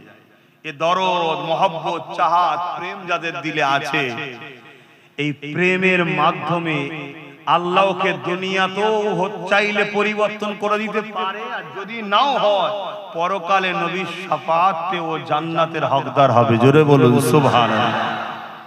হুজুর ছাড়া কোনো গতি নাই, ব্রেনে ঢুকিয়ে নাও, দিলে গেঁথে নাও। আর আজকে পুরো পৃথিবী জুড়ে একটাই ষড়যন্ত্র চলছে, আমার নবী থেকে আমাদেরকে সরাবা। সে বক্তা সেজে, হুজুর সেজে, পীর সেজে, মুফতি সেজে, মৌলানা সেজে, হাজারো রকম সেজেছে। নামাজের বেলায় সুম্মা আলহামদুলিল্লাহ, রোজার বেলায় আলহামদুলিল্লাহ, হজের বেলায় আলহামদুলিল্লাহ, দাঁড়ির বেলায় আলহামদুলিল্লাহ, মেশকের বেলায় আলহামদুলিল্লাহ, দস্তকান বিছে খাওয়াতে আলহামদুলিল্লাহ, তাহাজ্জুদে আলহামদুলিল্লাহ, প্রতি বছর হজ করব আলহামদুলিল্লাহ, সব জায়গাতে পাওয়া যাচ্ছে। কিন্তু নবীর আদব, নবীর প্রেম, নবীকে যে উম্মতকে দেবে, এদের দিলে যে নবী ঢুকাবে, এদের সঙ্গে যে নবীর সম্পর্কটা দূরত্ব হয়েছে, জুড়বে, এই আলোচনা করতে চাইছে না।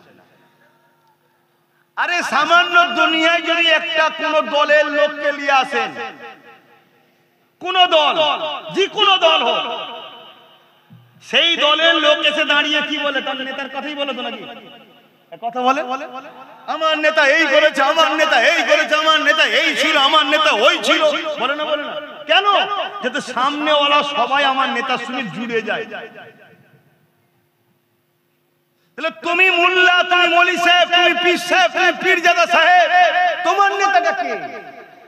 যদি বলে আমার নেতা মুহাম্মদ রাসূল সাল্লাল্লাহু আলাইহি ওয়াসাল্লাম, তাহলে তোমারও তো উচিত সামনে যাকে পাবে তার সামনে তোমার নবীর আজমত শোনাও, তোমার নবীর শান শোনাও, তোমার নবীর মাকাম শোনাও, তোমার নবীকে আল্লাহ কত শানওয়ালা করেছে বারবার বলো, তাহলে সামনে ওয়ালাগুলো তোমার নবীর প্রেমে পড়ে যাবে। জোরে বলুন সুবহানাল্লাহ। কি দরকার আছে? 52 জুম্মা নামাজ হচ্ছে মসজিদে, 52 জুম্মা মসজিদে নামাজ হচ্ছে। ব্যক্তিগত কোন ইমামের উপর আমার রাগ নাই, ধরিয়ে দিবার স্বার্থে বলছি। কত কিছুর আলোচনা হয়, কিন্তু 52 জুম্মা একটা এমন মসজিদ আছে, একটা জুম্মা তো আমার নবী যে শাফাত করতে পারবে, এই যে মাকাম নবীকে আল্লাহ দিয়েছে, আলোচনা করে না। আমার নবীকে আল্লাহ সর্বপ্রথম বানিয়েছে যখন কোনো কিছুই ছিল না। জিবরাইল আলাইহিস সালামকে একদিন আমার নবী জিজ্ঞেস করছে, জিবরাইল তোমার বয়স কত? জিবরাইল সাল্লাম বলছেন, হুজুর আমার বয়স কত আমি তো এইভাবে বলতে পারবো না, তবে আমি কিছু নমুনা আপনাকে বলছি, আপনি দেখে নেন। কি? আমি যখন সৃষ্টি হয়েছি তখন না জমিন ছিল, না আসমান ছিল, না জান্নাত ছিল, কিছুই ছিল না।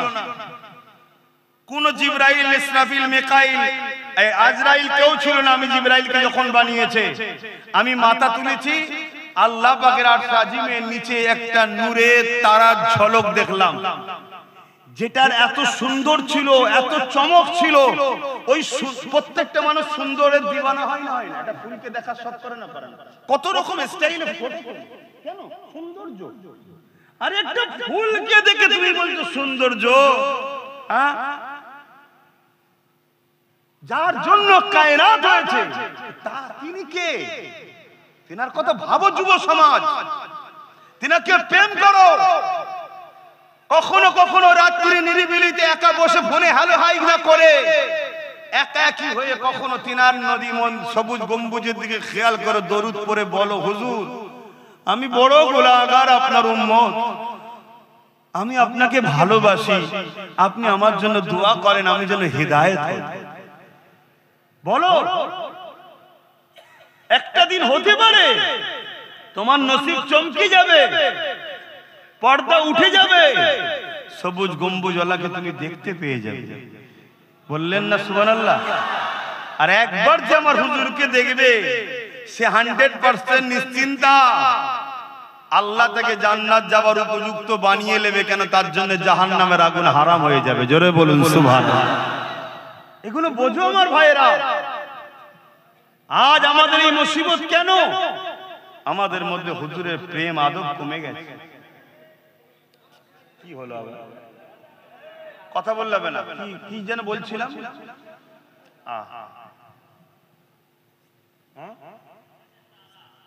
হ্যাঁ, কত বয়স একটা তারা দেখেছিলাম, এই তারার চমকে আমি এত ভালো লেগেছে, আমি দেখার ইন্তজারে রয়ে গেলাম যে কখন আবার তারাটা দেখবো, ওই জ্যোতিটা, ওই নূরটা, আলোটা দেখবো।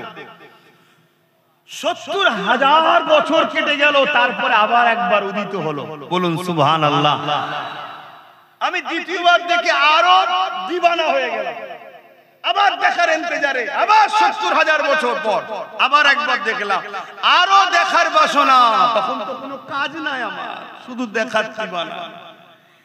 এইভাবে আমি জিবরাইল 72,000 বার তারাটাকে দেখেছি। জোরে বলুন সুবহানাল্লাহ।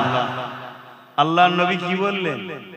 হাদিস বলছে, নবী বললেন, জিবরাইল রে, ওই তারাটা হলো তোমাদের নবী মুহাম্মদ রাসূল। জোরে বলুন সুবহানাল্লাহ। তাহলে আমার নবী কবে থেকে? এগুলো জানতে হবে না? এগুলো তো মুসল্লিদের ঘরেও জানানো দরকার। কি আমার নবীর শান মর্যাদা নিয়ে আলোচনার দরকার। মনে রাখবেন, আমার নবী পাকের কাছে একদিন বাজারে একটা ইহুদি ছেলে এসে হাজির হয়ে গেছে। মন দিয়ে শোনেন, একটু অন্য সাইডে চলে গেলাম, আবার ফিরে আসবো মিলাদের দিকে সময় যদি থাকে। কেননা যুব সমাজ সামনে বেশি রয়েছে, 100-র মধ্যে 95টা যুবক। তরুণেরা, লাইন যদি ঠিক জায়গায় কানেকশন থাকে, কারেন্ট যদি এখনো নাও আসে, মেনটা পড়ে আছে তো কি হয়েছে, তার যদি ঠিক কানেকশন থাকে, যখন মেন সেন্টার থেকে উঠানো হবে অবশ্যই আপনার হৃদয়ের বাতিটা জ্বলে যাবে। কিন্তু কানেকশন যদি বিচ্ছিন্ন থাকে, সব জায়গায় বাতি জ্বলবে, আপনার বাতি কিন্তু জ্বলবে না। তাই কানেকশন হুজুরের সঙ্গে ঠিক রাখেন। আজ হালকা বয়সে ভুল হয়ে যাচ্ছে, একটা দিন আপনার এই প্রেম আপনাকে হাজি বানাবে, নামাজি বানাবে, জাকিরিন বানাবে, তওবা কারি বানিয়ে আল্লাহ ওয়ালা করে কবরে নিয়ে যাবে।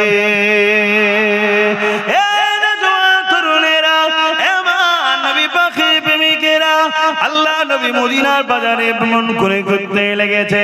এক ইহুদি যুবক ছেলে আমার নবী পাককে দূর থেকে দেখতে লেগেছে। আল্লাহ নবী চাল চলন কথাবার্তা দেখে ওই যুবক ছেলেটা আমার নবী পাকের দিবানা হয়ে গেছে। এবং সেই ছেলেটা গিয়ে এসে আল্লাহ নবীকে বলতে লাগলেন, ইয়া রাসূলুল্লাহ, হাবিবাল্লাহ, আমি আপনার খেদমতে থাকতে চাই, আপনি কি আমাকে আপনার খেদমতে থাকার পারমিশন দেবেন? কিন্তু শর্ত একটা, আমার বাপ হলো ইহুদি ধর্মের বড় আলেম, আলেম মানে জাননেওয়ালা, পণ্ডিত মানুষ, তার ছেলে আমি কিন্তু ইসলাম কবুল করতে পারবো না, আমি ইহুদি হালেই থাকবো। আল্লাহ নবী মুচকি এসে বললেন, ঠিক আছে, ইজাজত দিলাম। নবী পাকের সঙ্গে থাকে, যেখানে যায় উঠা বসা করতে করতে 7 বছর কেটে গেছে। ক বছর? 7 বছর। একদিন আল্লাহ নবী বেরিয়েছে, আর বাচ্চাটাকে দেখতে পাচ্ছেন, সেই যুবকটা আর আসেন, ছেলেটা। আল্লাহ নবী সাহাবাকে জিজ্ঞেস, একদিন শুধু গায়েব হয়ে, সঙ্গে সঙ্গে নবী জিজ্ঞেস করেছেন, পুরো পৃথিবী, কুল কায়নাতের এবং পুরো পৃথিবীর উম্মতকে বাঁচাতে নবী এসেছে, এত বড় দায়িত্ব, একদিন আসেনি। নবী বলছে, সেই ছেলেটা কোথায় গেল? সাহাবা হুজুর খবর দিলেন, হুজুর সে বড় বিমারে, অসুস্থতায় আসতে পারে না। আল্লাহ নবী সঙ্গে সঙ্গে যুবকটার বাড়িতে চলে গেল। তরুণেরা, কেউ যদি বিমারে পড়ে, বিশেষ করে আপনার প্রতিবেশী, সে যদি অমুসলিম হয়, তার সঙ্গে ভালো ব্যবহার দেখাও, তার খোঁজ খবর নাও, তার পাশে দাঁড়াও, তাকে সৎ পরামর্শ দাও। এটা আমার নবী পাকের সুন্নতের স্বভাব হবে। এ না জওয়ান তরুণেরা, আল্লাহ নবী ইহুদি ছেলেটাকে চলে গেল। ইয়ার পরে ইহুদি বাচ্চার মাথাটায় হাত দিল, যুবকটার মাথায় হাত দিল। দিবার সাথে সাথে নবী পাক হাতটাকে টেনে নিলেন। নিবার পরে বলতে লাগলেন, বাবা ছেলে, 7 বছর ধরে তুমি আমায় ভালোবেসে আমার সাথে ঘুরেছো, যেখানে আমি গেছি সফরে তুমি গেছো, কোনো দিনের জন্য আমার উঠা বসা চাল চলন কথাবার্তায় মানবতার বিরুদ্ধে, ইনসাফের বিরুদ্ধে, ইনসানিয়াতের বিরুদ্ধে কখনো দেখেছো? বা আমি তোমাকে কখনো কোনো জিনিস কি চাপিয়ে দিয়েছি তুমি দেখেছো? ছেলেটা বলছে না। আল্লাহ নবী বলছে, বাবা আজ একটা বড় তোমার কাছে কথা বলবো, তুমি আমাকে একটা শুধু কথা শোনো। তুমি আমায় ভালোবাসো যেমন আমি রাসূলও তোমায় ভালোবাসি, জোরে বলুন সুবহানাল্লাহ। কিন্তু আমার একটা কথা শোনো, শুধু একবার দিল থেকে মেনে নাও, লা ইলাহা ইল্লাল্লাহু মুহাম্মাদুর রাসূলুল্লাহ। ওই ছেলেটা লা ইলাহা ইল্লাল্লাহটা মানে মুহাম্মদ রাসূলুল্লাহটা মানতো না। ইহুদিরা তো মানে লা ইলাহা ইল্লাল্লাহ, কথা বুঝছেন তো নাকি? হ্যাঁ, মুহাম্মদ রাসূলুল্লাহটা মানতো না। তার বাপ মাথার উপরে দাঁড়িয়ে আছে, মাও দাঁড়িয়ে আছে। বাবা তুমি একবার পড়ে নাও, আমি রাসূল জামিনদার হচ্ছি, তোমাকে আল্লাহ জান্নাত নিয়ে যাওয়া পর্যন্ত আমার দায়িত্ব। জোরে বলুন সুবহানাল্লাহ। আল্লাহ নবীর এই কথাটা শোনার সাথে সাথে ছেলেটা মায়ের দিকে বাপের দিকে দেখতে লেগেছে।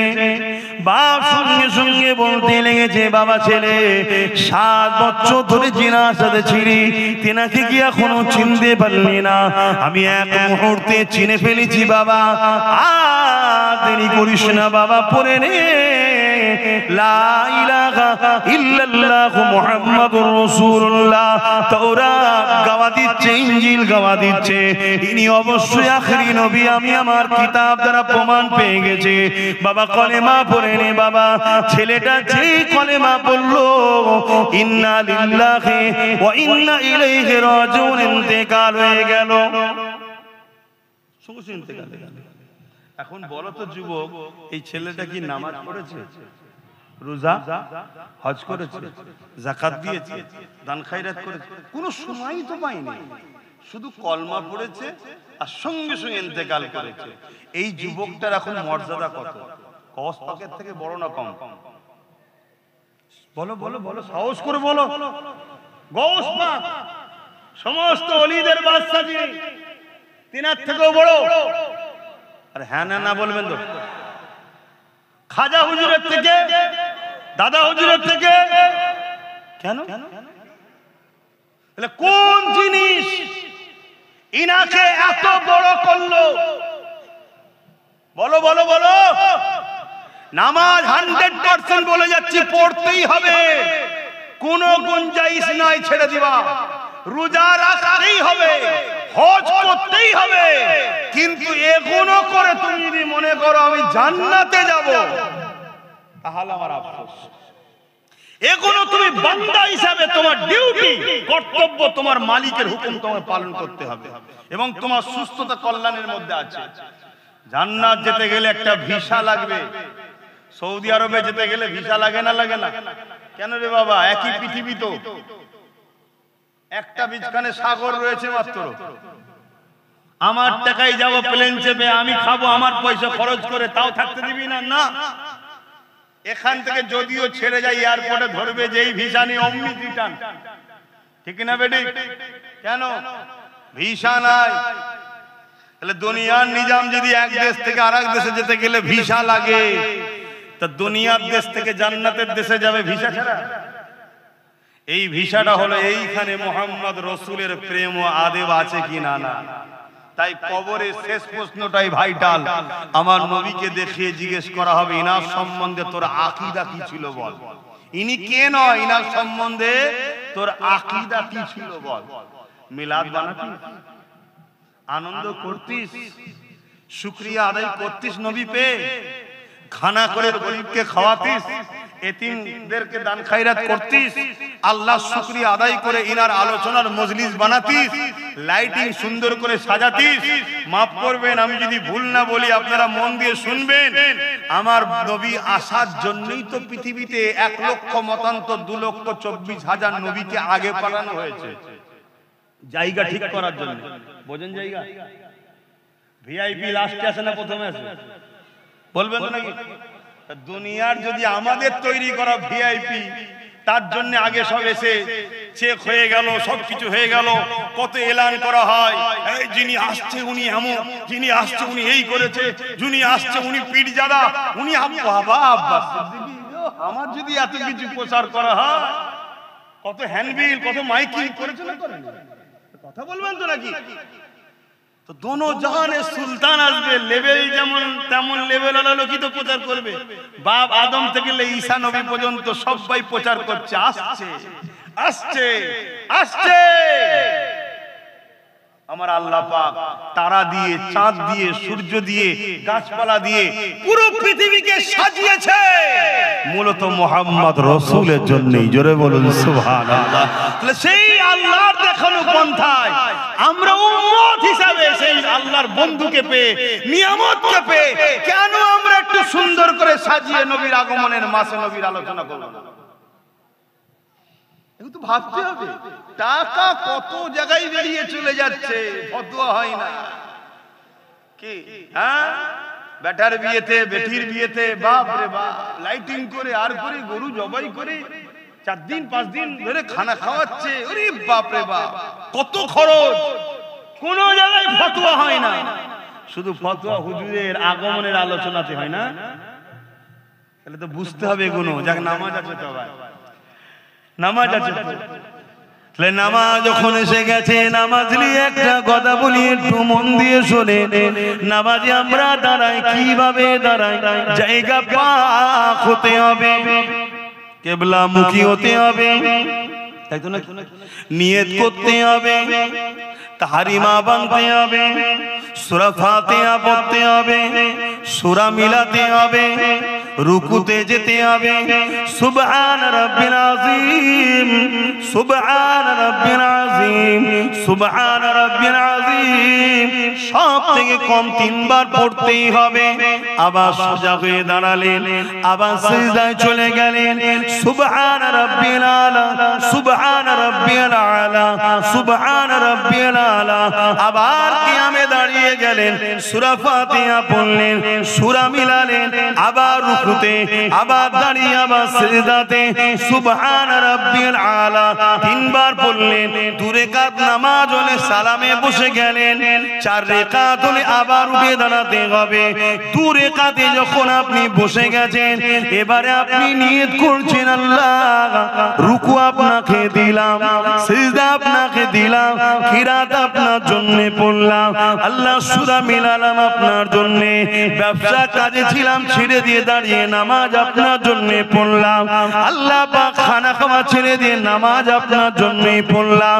এই নামাজ শুধু আপনার জন্য, আল্লাহ বৈঠকে বসে আছেন, সালাম ফিরবে। এ যুবকেরা কবুল হবে কি হবে না জানি না, তাই তো নাকি? হ্যাঁ কি না, খিদে পেয়ে গেছে? আল্লাহ আওয়াজ দিয়ে দিলেন, বান্দারে, ওরে আমার বান্দি রে, তুই কি চাস? আমাকে যে রুকু দিলি, আমাকে যে সিজদা দিলি, আমার জন্য যে তাসবিহ পড়লি, আমি আল্লাহ তোর রুকুর মুখাপেক্ষী নয়, তোর সিজদার মুখাপেক্ষী আমি আল্লাহ নয়। আব্বা যদি সিজদা না দেয়, আব্বাসের কপাল ফাটবে, আল্লাহ মুখাপেক্ষী নয়। আমি যদি সেজদা দিই, আমার নসিব করো যে আল্লাহ আমাকে সেজদা দেওয়ার তৌফিক দিয়েছে, তাই তো নাকি গো? তো তুই কি চাস কবুল হোক? অবশ্যই আল্লাহ চায় নামাজটা কবুল করে নেন, রুকু সিজদা কবুল করে নেন। আল্লাহ পাক জানিয়ে দিলেন, সালাম ফিরবার আগে আমার বন্ধুকে সালাম দিয়ে দে।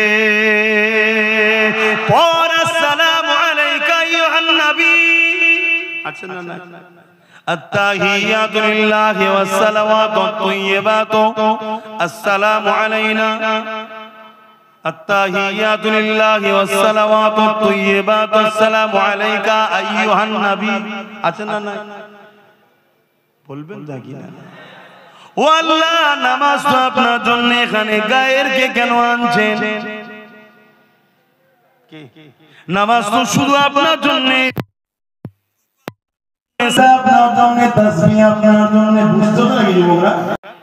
কি গো, বুঝছো তো? এখানে গায়ের অন্যজনকে কেন নিয়ে আসলেন? নামাজ শুধু আপনার জন্য। আপনি তো বলেছেন লোক দেখানো হলে চলবে না, শুধু আপনার জন্য। তাহলে এখানে মোহাম্মদ রাসূলকে কেন সালামটা দিতে বলছেন? এ আমার বাংলা বান্দিরে, মোহাম্মদ রাসূল যদি আমার গায়ের হতো, পর হতো, তাহলে সালাম দিতে বলতাম না। সালাম দিয়ে তোকে বুঝিয়ে দিলাম, মোহাম্মদ রাসূল আমার পর নয়, আপন।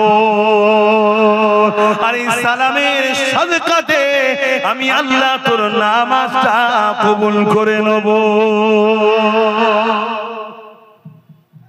নামাজ পড়ার আগে নবী চিনা দরকার আছে না নাই? কি গো, একটু বলবেন তো? আচ্ছা, নবীকে তো সালাম দেয়া হলো, আল্লাহ বলছেন আমার নবীকে সালাম দিলি নামাজ কবুলের জন্য। এবার আমার বন্ধু তো খুশি হবে, তার হাল ছাড়া নয়। তারপর আরেকটু আগে যে বর, আল্লাহুম্মা সাল্লি আলা মুহাম্মাদ, তারপরে বলেন ওয়া আলা আলি মুহাম্মাদ, অর্থাৎ আলে মুহাম্মাদের উপরও দরুদ সালাম পড়। জোরে বলুন সুবহানাল্লাহ। তাহলে নবী আর নবীর আহালদের মর্যাদা বুঝতে পারছেন, কিন্তু সময় নেই আর। আল্লাহ তৌফিক দেন কখনো হবে। আসুন একটু সেই নবীকে সালাম দেবো। হে নবী সালাম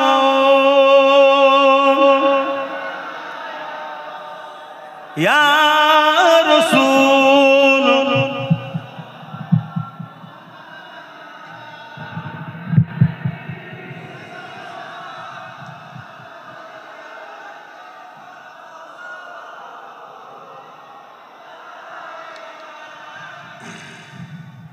হুজুরের মিলাদের মাস, সালাম বেশি বেশি করে, দরুদ বেশি বেশি করে পড়বেন। সারা বছরই তো দিতে হবে, পড়তে হবে, এই মাসে আরো বেশি করে পড়বেন। পাশাপাশি আমি ছোট্ট একটা বিষয় আলোচনা করব ওয়াকফ নিয়ে। আপনাদের কোনো আপত্তি আছে? কেন হুজুরের মিলাদের মাস বলে অন্যদিকে বেশি গেলাম না। অন্যদিকে যাওয়া বলতো শরীয়তের বাইরে যেতাম না, শরীয়তের মধ্যেই থাকতাম। কেন এই মেম্বারটা আমার বাপের নয়, এই মেম্বার আমার দাদুরও নয়, এই মেম্বার হলো নবী পাক সাল্লাল্লাহু আলাইহি ওয়াসাল্লামের। এখানে যদি উঠে শরীয়ত বিরোধী পাকামো করি, উল্টো পাল্টা বকি, কিয়ামতের দিন হুজুর আমায় ধরবে। আল্লাহ এইটুকু এলেম দিয়েছে, আলহামদুলিল্লাহ। তাই আপনাদের বুঝতে অসুবিধা হয় আলাদা কথা, কিন্তু যেখানে যেটাই বলেছি দ্বীনের স্বার্থে বলেছি, হুজুরের জন্যই বলেছি। তা সালাম দিয়ে বসিয়ে সংক্ষেপে একটু ওয়াকফে দু কথা শুধু জিজ্ঞেস করব, কথা বলবো। আপনারা শুনতে ইচ্ছুক তো নাকি? আসেন একটু সকলে সালাম দিয়ে নি, সকলে বলিয়া নবী সালাম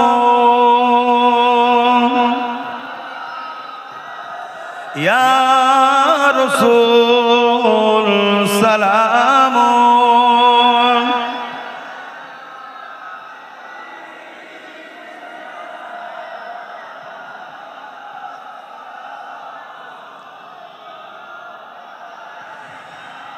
ইয়া নবী নাম ও পিয়ারা ইয়া রাসূল নাম ও পিয়ারা আরশ पर हक ने पुकारा सच पैगंबर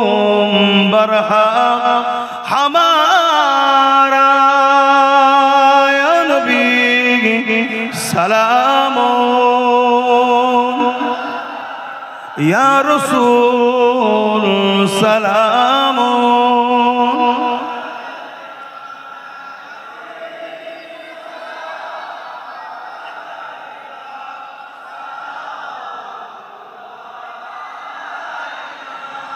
या नबी मदीना होते सब কিছুই পারে ইন্দেখিতে মোদের লাশ কবরে রাখিলে লইবেন আপন করে সালাম ইয়া রাসূল সালাম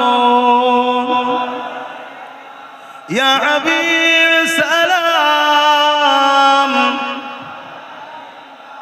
সালাওয়াতুল্লাহ। সকলে বসুন, একটু দোয়া করব। সকলে বসুন। বালাগাল উলা বিকামালি।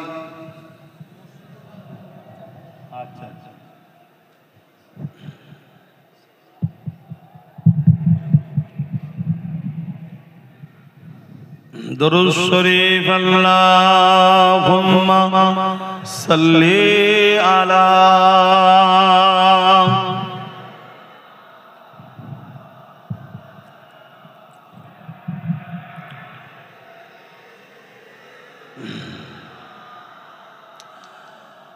আলহামদুলিল্লাহ, আমি আপনাদের উপরে খুশি হয়েছি। দোয়া করি আল্লাহ আপনাদেরকে কিয়ামতের দিন হুজুরের শাফাআত নসিব করে, জান্নাত নসিব করে। বোন আমিন।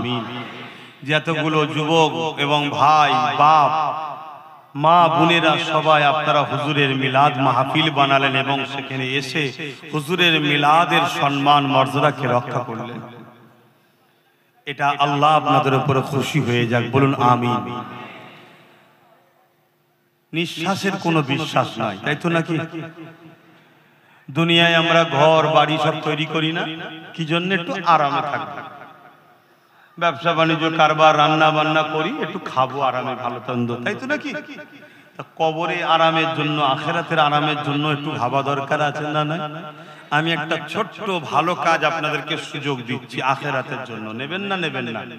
প্রত্যেকে পকেটে হাত দেবেন। ছেলেরা যাচ্ছে আল্লাহর ঘর মসজিদের জন্য দেন। মসজিদের জন্য দিলে এটা আখেরাতে জমা হবে এবং দুনিয়াতেও 70 গুণ আল্লাহ বরকত দেবে, আখেরাতেও দেবে। কথা বুঝে আসছে? দেন, কেউ ফিরিয়ে দেবেন না। হ্যাঁ, আর একটা কথা, বুড়ামারিতে আমি একটা মাদ্রাসা করছি, জানেন তো নাকি? মুজাদ্দিদিয়া পীর আবু বকর সিদ্দিকিয়া মাদ্রাসা। ওই মাদ্রাসার বাৎসরিক জলসা পয়লা আশ্বিন, সামনে পয়লা আশ্বিন আপনাদের সকলকে জলসা কমিটি দাওয়াত দিচ্ছে সন্ধ্যে 6টার সময়, মানে ও আচ্ছা 3টে থেকে, মানে মাদ আসর থেকে, জোহর থেকে শুরু হবে। আচ্ছা আচ্ছা, বাদ জোহর থেকে শুরু হবে। আপনাদের সকলকে জলসা কমিটি দাওয়াত দিল। দরুদ শরীফ আল্লাহুম্মা সাল্লি আলা। দেন, ছেলেরা যাচ্ছে, দেবেন, ফিরিয়ে দেবেন। আল্লাহুম্মা সাল্লি আলা।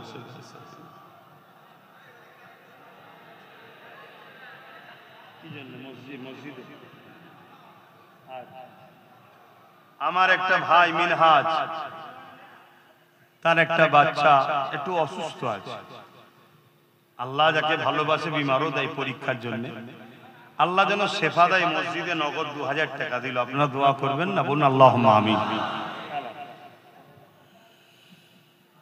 এ চাঁদ রবিউল আউয়াল কা चमकाता है चमकाएगा। যন্ত্রণা শেষ আছে? এই টুপি নিয়ে কেন বসে তুলছিস?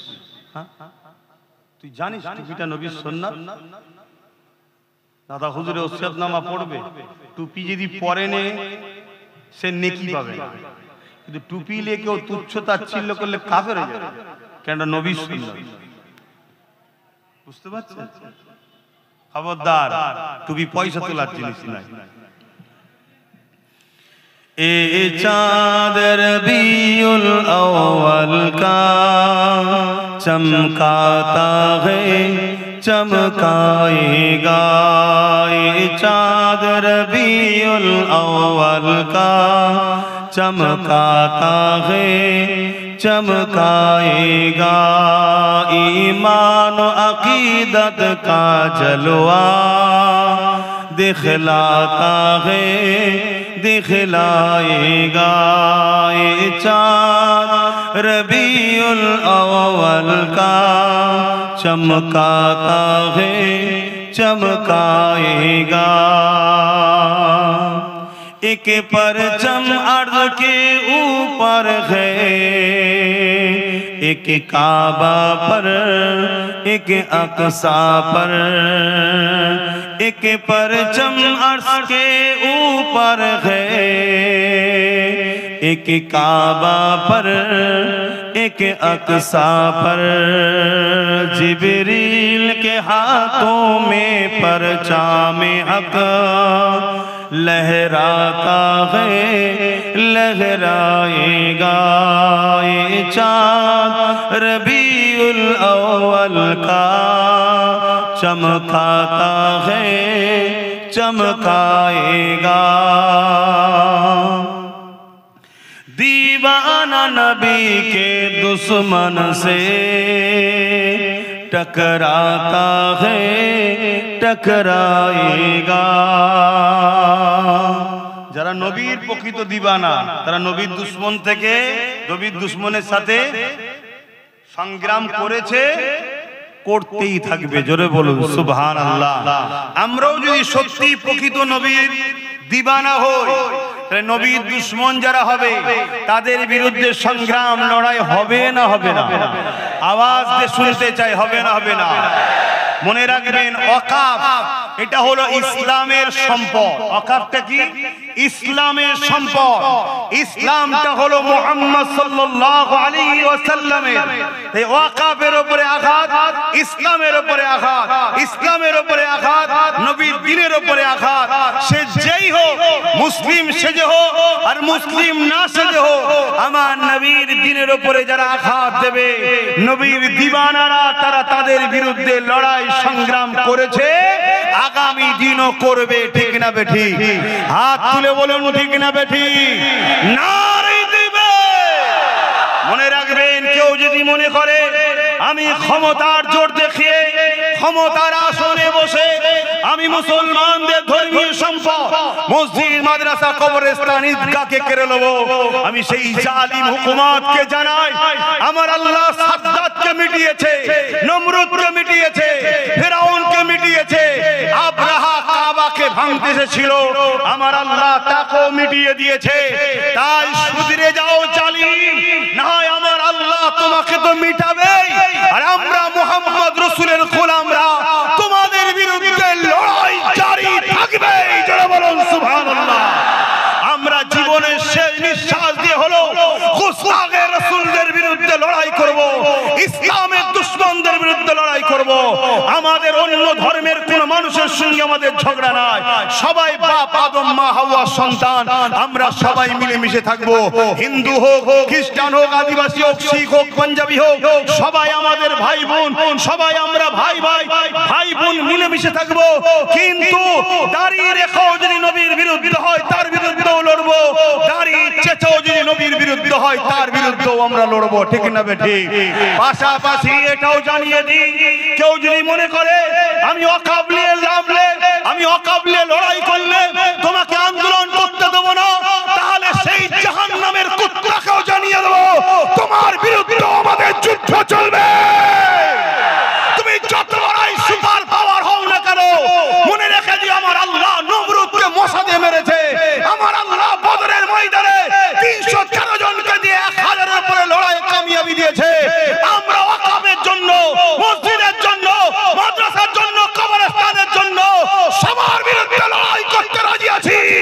যদি তুমি মনে করো কিছু পীরকে, কিছু পীরজাদা ইমামকে খরিদ করে তুমি দাদাগিরি দেবে, তোমার দাদাগিরিকে পায়ের তলায় চেপে মারবো আমরা ইনশাআল্লাহ।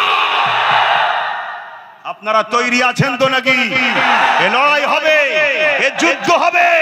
আপনারা কারা এই যুদ্ধে অংশগ্রহণ করতে চান হাত তুলে দেখান, বলুন লাব্বাইক ইয়া রাসূলুল্লাহ, লাব্বাইক লাব্বাইক লাব্বাইক, নারে তাকবীর। গুস্তাখে রাসূলুল্লাহ হুঁশিয়ার সাবধান, গুস্তাখে রাসূলুল্লাহ হুঁশিয়ার সাবধান, নারে তাকবীর। কারো সঙ্গে ব্যবসা করো, করো জায়েজ। কারোর সঙ্গে বন্ধুত্ব করবে, করো জায়েজ।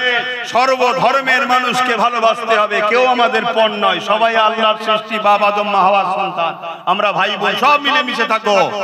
কিন্তু ততক্ষণ পর্যন্ত যতক্ষণ সে আমার নবীর দ্বীনের বিরুদ্ধে লাগবে না। আর নবীর দ্বীনের বিরুদ্ধে যদি মায়ের পেটের ভাইও লেগে যায়, তার সাথেও লড়াই করতে হবে। এটা হলো ঈমান। আজ কাউকে আপনি ভালোবাসছিলেন আলাদা কথা, রুজি রুটির জন্য, কারবার, ব্যবসা বাণিজ্যের জন্য, দেশের জন্য, সমাজের জন্য করছিলেন, করবে জানা আমার দেখার দরকার নেই, সেদিন লড়াইটা ছিল আলাদা। কিন্তু আজ কেউ যদি বলে আমি গায়ের জোর দিয়ে আইন করে সব শেষ করব, তার বিরুদ্ধেও যেমন লড়াই করা আমাদের জন্য ফরজ হয়েছে। কেউ যদি ওই লড়াইতে সেই জালিমের পক্ষে দাঁড়িয়ে আমাদেরকে রুখতে চায়, এরও বিরুদ্ধে লড়াই করা আমাদের জন্য ফরজ হয়েছে, করতেই হবে। রাজি আছেন তো নাকি? বড় দুঃখ লাগছে তো এটাই, বড় কষ্ট হচ্ছে তো এটাই, বড় ব্যথা লাগছে তো এটাই। বিরোধী করব বড় জালিমের বিরুদ্ধে, ছদ্মবেশী শয়তানের বুকে ব্যথা হচ্ছে। কেন রে বাবা, তোর হঠাৎ করে ব্যথা হলো কেন? তাহলে শয়তানের রূপ আস্তে আস্তে বেরোচ্ছে, শয়তানের মুখোশ আস্তে আস্তে খুলছে। দিনের স্বার্থে সতর্ক করে যাচ্ছি। আর নাই মনে রাখবে, আল্লাহর পরীক্ষা আমাদের ঘরে নিচ্ছে। আল্লাহ তো তার দিনের জন্য যথেষ্ট। আমরা যদি মনে করি না দরকার নেই, আল্লাহ তোমার আমার নাম নিশানা মিটিয়ে দেবে, নতুন প্রজন্ম তৈরি করবে, তাদের কাছে ইসলাম আল্লাহ দিয়ে দেবে। যেমন ইউরোপ দুনিয়া বলছে আগামী 40-45-এর মধ্যে আমেরিকা সহ ইউরোপ দুনিয়ায় সংখ্যা গুরু হবে ইসলাম মুসলমান। জোরে বলুন সুবহানাল্লাহ। দেখছেন না নতুন প্রজন্ম আল্লাহ করছে। তুমি আমি মুসলমান সেজে 40%, 30%, 20% যাই হোক না কেন, ইসলামের দুশ্মনের গদিকে শক্ত করব, আল্লাহ মিটিয়ে দেবে, মিটিয়ে দিয়ে নতুন প্রজন্ম তৈরি করে নেবে। অতএব আল্লাহ যে পরীক্ষা নিচ্ছে, ওই পরীক্ষায় শক্ত হয়ে দাঁড়াও, শক্ত হয়ে দাঁড়াও। আর একটা শেষ কথা, একটা হাদিস বলে যাচ্ছি। আল্লাহ নবী বললেন, অন্যায় দেখলে হাত দিয়ে রোখো। অন্যায় দেখলে, আমার আব্বাদের অসুবিধা হচ্ছে নাকি যে কোথা যাবো বা কোথা যাবো? কোথায় যাবেন? জান্নাতে যাবেন, যাবেন না জান্নাতে? ইগো আব্বারা বলবেন তো জান্নাত যাবেন না? জান্নাত যেতে গেলে তার ইসলামের দুশ্মনের সঙ্গে গলায় গলায় মিললে হয় না, বুকের খাঁচায় লাথি মারতে হয়, তবে তো জান্নাত যাবে। খুব ভালো করে শোনেন, স্পষ্ট কথা বলছি, মাইকে মুখ দিয়ে কথা বলছি। কার ভালো লাগবে না লাগবে আমার দেখার দরকার নেই, আমি আল্লাহ ও রাসূলের জন্য বলছি। অনেক হয়েছে নাটক, অনেক হয়েছে খেলা, আমার দিন মিটে যাচ্ছে, এখনো তুমি তোমার ঘুম ভাঙে না? আমার দিনকে যারা মিটাচ্ছে তুমি তার পিছনে এখনো ঘুরছো? তুই মুসলমান, তুই মুসলিম, সুরাতে মুনাফিক। তুমি সেজে থাকতে পারো পীর, সেজে থাকতে পারো পীর, যেটা সেজে থাকতে পারো ইমাম, বক্তা, মৌলী সাহেব, তোমার এখনো জাগার সময় হয় নাই। সবাই যদি তোমরা জেগে যাও, তাহলে অবশ্যই এক্ষুনি আল্লাহর পক্ষ থেকে সাহায্য আসবে, তোমরাই বিজয় লাভ করবে। ইতিহাস এটাই বলছে, বিজয় তো তোমরাই লাভ করেছো, আগামীতেও করবে ইনশাআল্লাহ। তো ভাইরা আমার, আল্লাহর নবী বলেন, অন্যায় দেখলে হাত দিয়ে রোখো। হাত দিয়ে যদি রুখতে না পারো, মুখ দিয়ে প্রতিবাদ করো। যদি মুখে না পারো, অন্তর থেকে ঘৃণা করো। শুনছেন তো ভাই? আপনারা জেনে শুনে আমার শুনতে এসছেন তো নাকি? আমি কেমন হজ করে জানেন না? জেনে শুনেই যখন এসছি, তাহলে রাগ হওয়ার তো কিছু নেই। যারা 2 নম্বর তারা আসবে না, স্বাভাবিক। তো তুমি তো জেনে শুনে এসেছো, তুমি নিয়ে এসছো হুজুরের গোলামকে, আর তুমি কি ভাবছো নাকি তোমার বেঈমানি তার তেল দেবো আমি? অত সহজ নয়। আলহামদুলিল্লাহ, আল্লাহ শুকর করে বলছি, রাস্তার পাশে পড়ে থাকা ওই মুচিটা যদি আমার নবীকে ভালোবাসে, ওর জুতো মাথাইলে ঘুরবো, তোমার বেঈমান নেতাকে পায়ের তলায় রাখি আমি। কেন? তোমার বেঈমান নেতা আমার নবীর দ্বীনের দুশমন। আমাদের কাছে আগে দিন, তারপরে দুনিয়াদারি প্রয়োজন আছে, কারবার, ব্যবসা বাণিজ্য, সংসার, আত্মীয় স্বজন সব হবে। আমরা নবীর জন্য বাপ মা ছাড়তে রাজি আছি, কিন্তু বাপ মার জন্য নবী ছাড়তে রাজি না। আমরা সেই ধরনের মানুষ। আমরা আমার খানদানের বংশের নসবনামা দেখুন ইতিহাস। তবে হ্যাঁ, আস্তে আস্তে আন্ডা কিছু খোলা হয়ে যাচ্ছে। দোয়া করি আল্লাহ তাদের হিদায়াত দিক। হিদায়াত যদি না থাকে আল্লাহ তুলে নিক, বলুন আল্লাহুম্মা আমিন। কলঙ্ক ছেলে বেঁচে থাকার থেকে মরে যাওয়া ভালো। আর না হয় আল্লাহ হিদায়াত দিক, বলুন আল্লাহুম্মা আমিন। কারণ এখনো কি জায়গার সময় হয়নি, এখানে দিনের মামলা চলছে পারে। এতদিন ছিল পেটের মামলা, ঘর বাড়ির মামলা, কারবারের মামলা, এবারে কিসের মামলা এসে গেছে? এখানে তোর পেট দেখতে গেলে চলে না। আর আমার মা বোনেদের বলি, কটা সন্তান? একটা দুটো তো। আর আপনার আব্বা আপনার দাদাদের কটা? 6টা, 7টা, 8টা, 9টা। তাদের কখনো কারো কাছে হাত পাততে হয়নি। আর 1-2 ছেলেতে মা ভিক্ষার হাত পাচ্ছেন। হ্যাঁ, খোদা মারবে এমন। তওবা করে পরিবর্তন হয়, হারামের অর্থ লিয়া বন্ধ করে দেন। যদি বন্ধ না করেন, খোদার পক্ষ থেকে মার আসবে।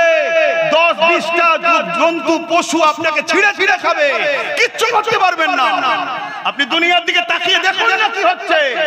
দেখুন প্যালেস্টাইনে কি হচ্ছে। জাগেন, আগে থেকে জাগেন, আগে থেকে জাগেন। এখানে দিনের মামলা আসছে। তো নবী বললেন, অন্যায় দেখলে কি দিয়ে রুখতে হবে? হাত দিয়ে। যদি হাতে ক্ষমতা না থাকে, মুখ দিয়ে। যদি মুখে না থাকে, অন্তর দিয়ে ঘৃণা করো। সব জায়গায় যারা হাত তোলে, এখানেও তার হাত তোলা দরকার। আর যারা সব জায়গায় হাত তোলে না, তারা হাত তুলবে না। সব বেলায় হাত তোলো। জায়গা চলে গেছে, মারপিট করেছো, কি ভুল বলছি নাকি? সামান্য 2000-3000 টাকার জন্য মাথা ফেটিয়ে দিয়েছো, করেছো না করেন? বাক্স চুরি করলে ছুটছো, করেছো না করেন? সব জায়গায় মারপিট করেছো, এখানেও তোমায় হাত তুলতে হবে। এটা তোমার পরীক্ষা শুরু হয়েছে ভাই। আর যারা ওই জায়গায় হাত তোলে না তাদের জন্য দ্বিতীয় পন্থা কি মুখ দিয়ে প্রতিবাদ করো। আমি আব্বাস সিদ্দিকী সব জায়গায় প্রতিবাদ করি, আর মসজিদের বেলায় চুপ। তাহলে জানতে হবে মুনাফিক গাদ্দার। যেসব আলেম উলামারা অন্য ব্যাপারে মুখ খোলে না, চুপচাপ থাকে, ফটোর সামনে আসে না, অনেক কখনো মুখ খোলে না, ফটোর সামনে আসে না, এই সেসব হুজুরকে আমি সম্মানের সাথে বলছি, তাদের জন্য এখানে আসার প্রয়োজন নাই, ঠিক না বেটি? কিন্তু কিছু বিষয় হলে মিডিয়া নিয়ে আসো, বক বক বক বক করে বকে দিলে কি অনেক বকে না? এই বেলায় চুপ কেন? এখানেও তোমায় মুখ খুলতে হবে। 3 নম্বর চলে আসেন চুপ থাকা। তো সব জায়গায় যারা চুপ ছিল এখনো চুপ থাকবে, কিন্তু অন্তর থেকে ঘৃণা করতে হবে। যেমন অন্য অন্তর থেকে ঘৃণা করে অন্য অন্যায়ের বিষয়, বুঝতে পারছি তো নাকি? যদি এই তিনটের মধ্যে কোনোটা না থাকে, রাসূল বলছে তার মধ্যে ঈমান নাই। কে বলছে? তাহলে ওয়াকাফ ইসলামের পার্ট না পার্ট নয়? তাহলে ওয়াকাফকে কেউ আইন দিয়ে মিটিয়ে দিতে চাইবে, সে নাই করছে না অন্যায় করছে, তাহলে তার বিরুদ্ধে হাত দিয়ে লড়তে হবে। যদি হাতে ক্ষমতা না থাকে মুখ দিয়ে প্রতিবাদ করতে হবে। যদি মুখে না থাকে অন্তর থেকে ঘৃণা করে তার থেকে সরে যেতে হবে। তুমি মুসলমান দাবি করে ঘৃণা না করবে, হাত দিয়ে মুখ দিয়ে প্রতিবাদ করবে না, হাত দিয়ে প্রতিবাদ করবে না, তাকে শক্তিশালী করবে। জানতে হবে তোমার মধ্যে ঈমান। জোরে বলো। দ্বিতীয় নম্বর, কেউ যদি ওয়াকাফ আন্দোলনকারীদের উপরে জুলুম করে, তাহলে সে কি জানতে বাকি সেও ওয়াকাফ আইনের পক্ষে। কথা মাথায় ঢুকছে না? ঢোকে না? তাহলে এ ন্যায় করছে না অন্যায় করছে, তাহলে এর বিরুদ্ধে মুখ হাত দিয়ে লড়তে হবে। যদি হাতে ক্ষমতা না থাকে মুখ দিয়ে প্রতিবাদ করতে হবে। যদি মুখে ক্ষমতা না থাকে অন্তর থেকে ঘৃণা যে করবে সে কখনো চাইবে শয়তান জিতুক? কথা মাথায় ঢুকছে না? ঢোকে না? কেন? শয়তান বড় হলে আরো বড় বড় শয়তানি করবে। কথা কি আমার কষ্ট হলো কারো? আমি স্পষ্ট একটু বলি, কেন জানে? যাতে 2 নম্বর গুলো পালিয়ে যায়। ধান দেখবেন জমিন থেকে কেটে কষ্ট করে নিয়ে আসার পরে একটা হাওয়া দেয়। কেন হাওয়া দেয়? এই জন্য আমি একটা হাওয়া দিই, যাতে করে অরিজিনাল থাক।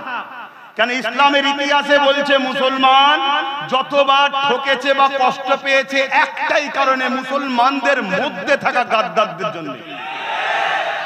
আর যখন এই গাদ্দারকে মুসলমান আগে সাইজ করে দিয়েছে, একেবারেই সাইজ করে দিয়েছে, গাদ্দার ফিনিশ, আর কখনো মুসলমানের সঙ্গে কেউ লড়াই করে পারে না।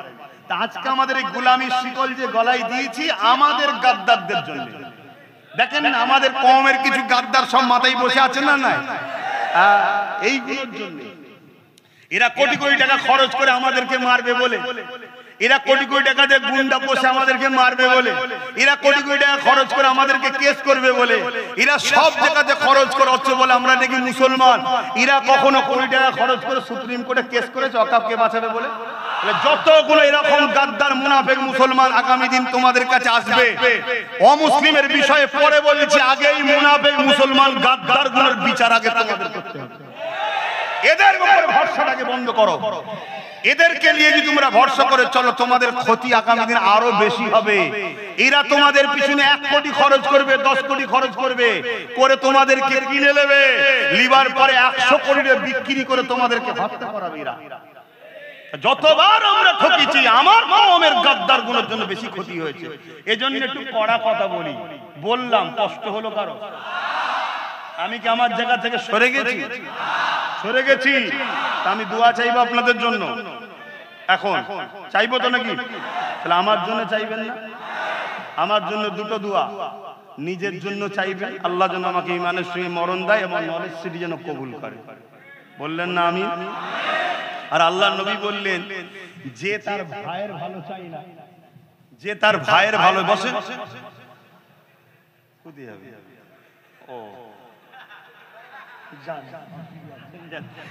ইমাম সাহেব তো রেডি হতে হবে না? আরে ভালোবাসি বলে টানাটানি করিস না, কে কাকে টানে? তাহলে আমার জন্য দোয়া করলেন। আল্লাহর নবী বললেন, যে তার ভাইয়ের ভালো চাই না সে জান্নাতের খুশবু পাবে না। তাহলে আমি আমার জন্য চেয়ে যাব, আর আমার ভাইটার জন্য চাইবো না? আমার ছোট ভাই নওশাদটার জন্য দোয়া চাইবেন। ওর উপরে জালিমদের খুব রাগ, ওর উপরে চোর ডাকাত খুনি সন্ত্রাসগুলোর খুব রাগ, ওকে ঘন ঘন ধরছে আর বন্দি করছে, দেখছেন না? তবে আল্লাহর শান, আল্লাহ কি কোন হিকমতে আল্লাহ মানুষকে বড় করে আল্লাহই তো জানে। ইউসুফ আলাইহিস সালামকে আল্লাহ জেলে দিয়েছিল, আবার মিশরের রাজাও করে দিয়েছিল, জানেন তো নাকি?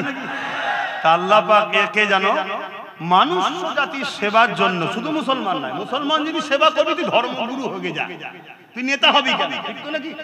নেতা যে হবে সবার জন্য হতে হবে। নেতার কাছে হিন্দু খ্রিস্টান আদিবাসী বলে কেউ নাই, মানুষের সেবা। আমার ভাইকে যেন সমস্ত মানুষের জন্য রাজ ক্ষমতা আল্লাহ দান করে, বলুন আমিন। এবং ওকেও যেন মোহাম্মদ রসুলের গোলাম হিসেবে কবুল করে, বলুন আমিন। কেন মোহাম্মদ রসুলের গোলাম না হয়ে যদি নেতা হয় ও চোর হয়ে যাবে। একদম ওপেন কথা, ভাই তো কি হয়েছে, ভাই আগে নয় রসুল আগে। বন্ধু শোনো, রসুল আগে, ভাই আগে নয়। শুনছেন তো নাকি? তাহলে আমার ভাই যদি নবীর গোলাম হয়ে নেতা হয়, তাহলে ফারুক আজম যেমন ইনসাফ দেখিয়েছে, সর্বধর্মের মানুষের কথা ফারুক, জানেন তো ইতিহাস নাকি? আমাদেরকে সব ভুল ইতিহাস শুনিয়ে শুনিয়ে ভুল দিকে চলে গেছে। অধিকার বলার সময় নেই, নবী দিবসের মাস, এদিকার বেশি বলছি না। কিন্তু ওয়াকাফ আন্দোলনের জন্য আগামী দিন বিভিন্ন জায়গায় করছিলাম, আমার টার্গেট একটা ব্যারিকেড করব, মনে আছে তো নাকি? পারমিশনের জন্য কাজ চলছে, বর্ষা এখন চলছে, বর্ষাটা কেটে যাক তারপরে করব। খবর পেলে গাঁটের পয়সা খরচ করে কারা কারা আমার ডাকে আমার পাশে যাবেন, একটু হাত লোক দেখানো হাত তুলেন না তো? পাক্কা কথা তো? যারা হাত তুলেছেন খবর পেলে প্রচার করবেন, সাথে করে আরো নিয়ে যাবেন।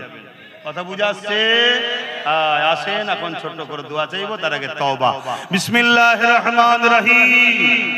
আল্লাহ তাআলা আমি জানা অজানা, ইচ্ছা ও ইচ্ছা সকল গুনাহ হইতে তওবা করিতেছি। আস্তাগফিরুল্লাহ রাব্বি মিন কুল্লি যামবি ওয়া আতুবু ইলাইহি। আশহাদু আল্লা ইলাহা ইল্লাল্লাহ ওয়াহদাহু লা শারীকা লাহু ওয়া আশহাদু আন্না মুহাম্মাদান আবদুহু ওয়া রাসূলুহু। লা ইলাহা ইল্লাল্লাহ মুহাম্মাদুর রাসূলুল্লাহ সাল্লাল্লাহু আলাইহি ওয়াসাল্লাম। পাঁচ ওয়াক্ত নামাজ পড়বেন, একমা রোজা রাখবেন, বাপ-মার খেদমত করবেন, মালদাররা যাকাত দেবেন, হজ করবেন, বড়দের সম্মান, ছোটদের স্নেহ করবেন, দেশটাকে ভালোবাসুন। দেশকে ভালোবাসা নবীর সুন্নাত, জানেন তো নাকি? অধিকার আলোচনা করছি না, ভালোবাসবেন। আর দেশটা সবার। ধর্মীয় স্লোগান নিজের গ্রামে, ধর্মের জায়গায়, যেখানে সর্বধর্মের লোক বক্তব্য দিতে আসছে, এক জায়গায় হচ্ছে, সেখানে ধর্মীয় স্লোগান দেবেন না। এগুলো মাথায় থাকবে। ধর্মীয় জায়গায় ধর্মের স্লোগান হবে, কারণ ধর্ম আমাদের কাছে অনেক বড়। একটু ধর্মীয় স্লোগান হয়ে যাক, নারে তাকবীর। এই আল্লাহর নাম, আল্লাহর নামের ফজিলত আছে না নাই? আরো দিল খুলে পড়ে এলাকার বালা মুসিবত, আজান দিলে দেখবেন বালা মুসিবত চলে যায়। নারে তাকবীর, নারে তাকবীর, নারে তাকবীর। কোরআন ও সুন্নাহ, কোরআন ও সুন্নাহ, দ্বীন ইসলাম, দ্বীন ইসলাম। একটু হাত তুলে সাক্ষী দেন যে হুজুর আমরা আছি গোলাম হিসেবে। লব্বাইক লব্বাইক লব্বাইক। सरकार की आमद, हुजूर की आमद, दाता की आमद, पुरनूर की आमद, रबीउल अव्वल की मेहनत। नारे दिवे दादा हुजूर पीर किबला, पांच हुजूर पीर किबला, अहले सुन्नत अल जमाअत। नारे दिवे। আমাদের কাছে পারমাণবিক বোম নেই, আমাদের কাছে আল্লাহ নামের পাওয়ার আছে। জোরে বলুন আল্লাহুম্মা আমিন। আয় আল্লাহ, আপনার কাছে হাত তুলেছি মালিক। আল্লাহ যা কিছু বললেন, বলালেন, বললাম, উদ্দেশ্য একটাই, আমার ভাইগুলো, বাপগুলো, মাগুলো, বোনগুলোকে আল্লাহ চেষ্টা করছে আপনার হাবিবের প্রেম ও আদবের, মোহব্বত, ঈমান দ্বারা দিলকে রোশনের চেষ্টায় জুড়ে দিবার চেষ্টা করছি। কিন্তু আল্লাহ আপনি কবুল করে নেন। আল্লাহ আপনি আমাদের দিলকে ঈমান দ্বারা নূরানি করে দেন, আপনার হাবিবের প্রেম আদব দ্বারা ভরিয়ে দেন। এই মজলিসকে আপনি কবুল করে নেন। আয় আল্লাহ আমাদের প্রত্যেককে নামাজি, রোজাদার, মুত্তাকি, হাজি, গাজী, জাকিরিন বানিয়ে দিন। আল্লাহ যে যা আপনার ঘরের জন্য দান করেছে কবুল করে নেন। দিদারে কাবা, দিদারে মদিনা শরীফ যাওয়ার তৌফিক দিন। আল্লাহ আয় আল্লাহ হাবিবের খাতির রহমত করে দয়া করে तमाम বিশ্বের বুকে আপনি শান্তি দেন। আল্লাহ বিশ্বের মুমিন মুমিনা নর নারীদের জান মাল ইমান ইজ্জত হিফাজত করেন, মসজিদ আকসাকে হিফাজত করেন। আয় আল্লাহ খাস করে আমার ভারতবর্ষ এবং পশ্চিম বাংলার মুমিন মুমিনা নর নারীদের হিফাজত করুন। আয় আল্লাহ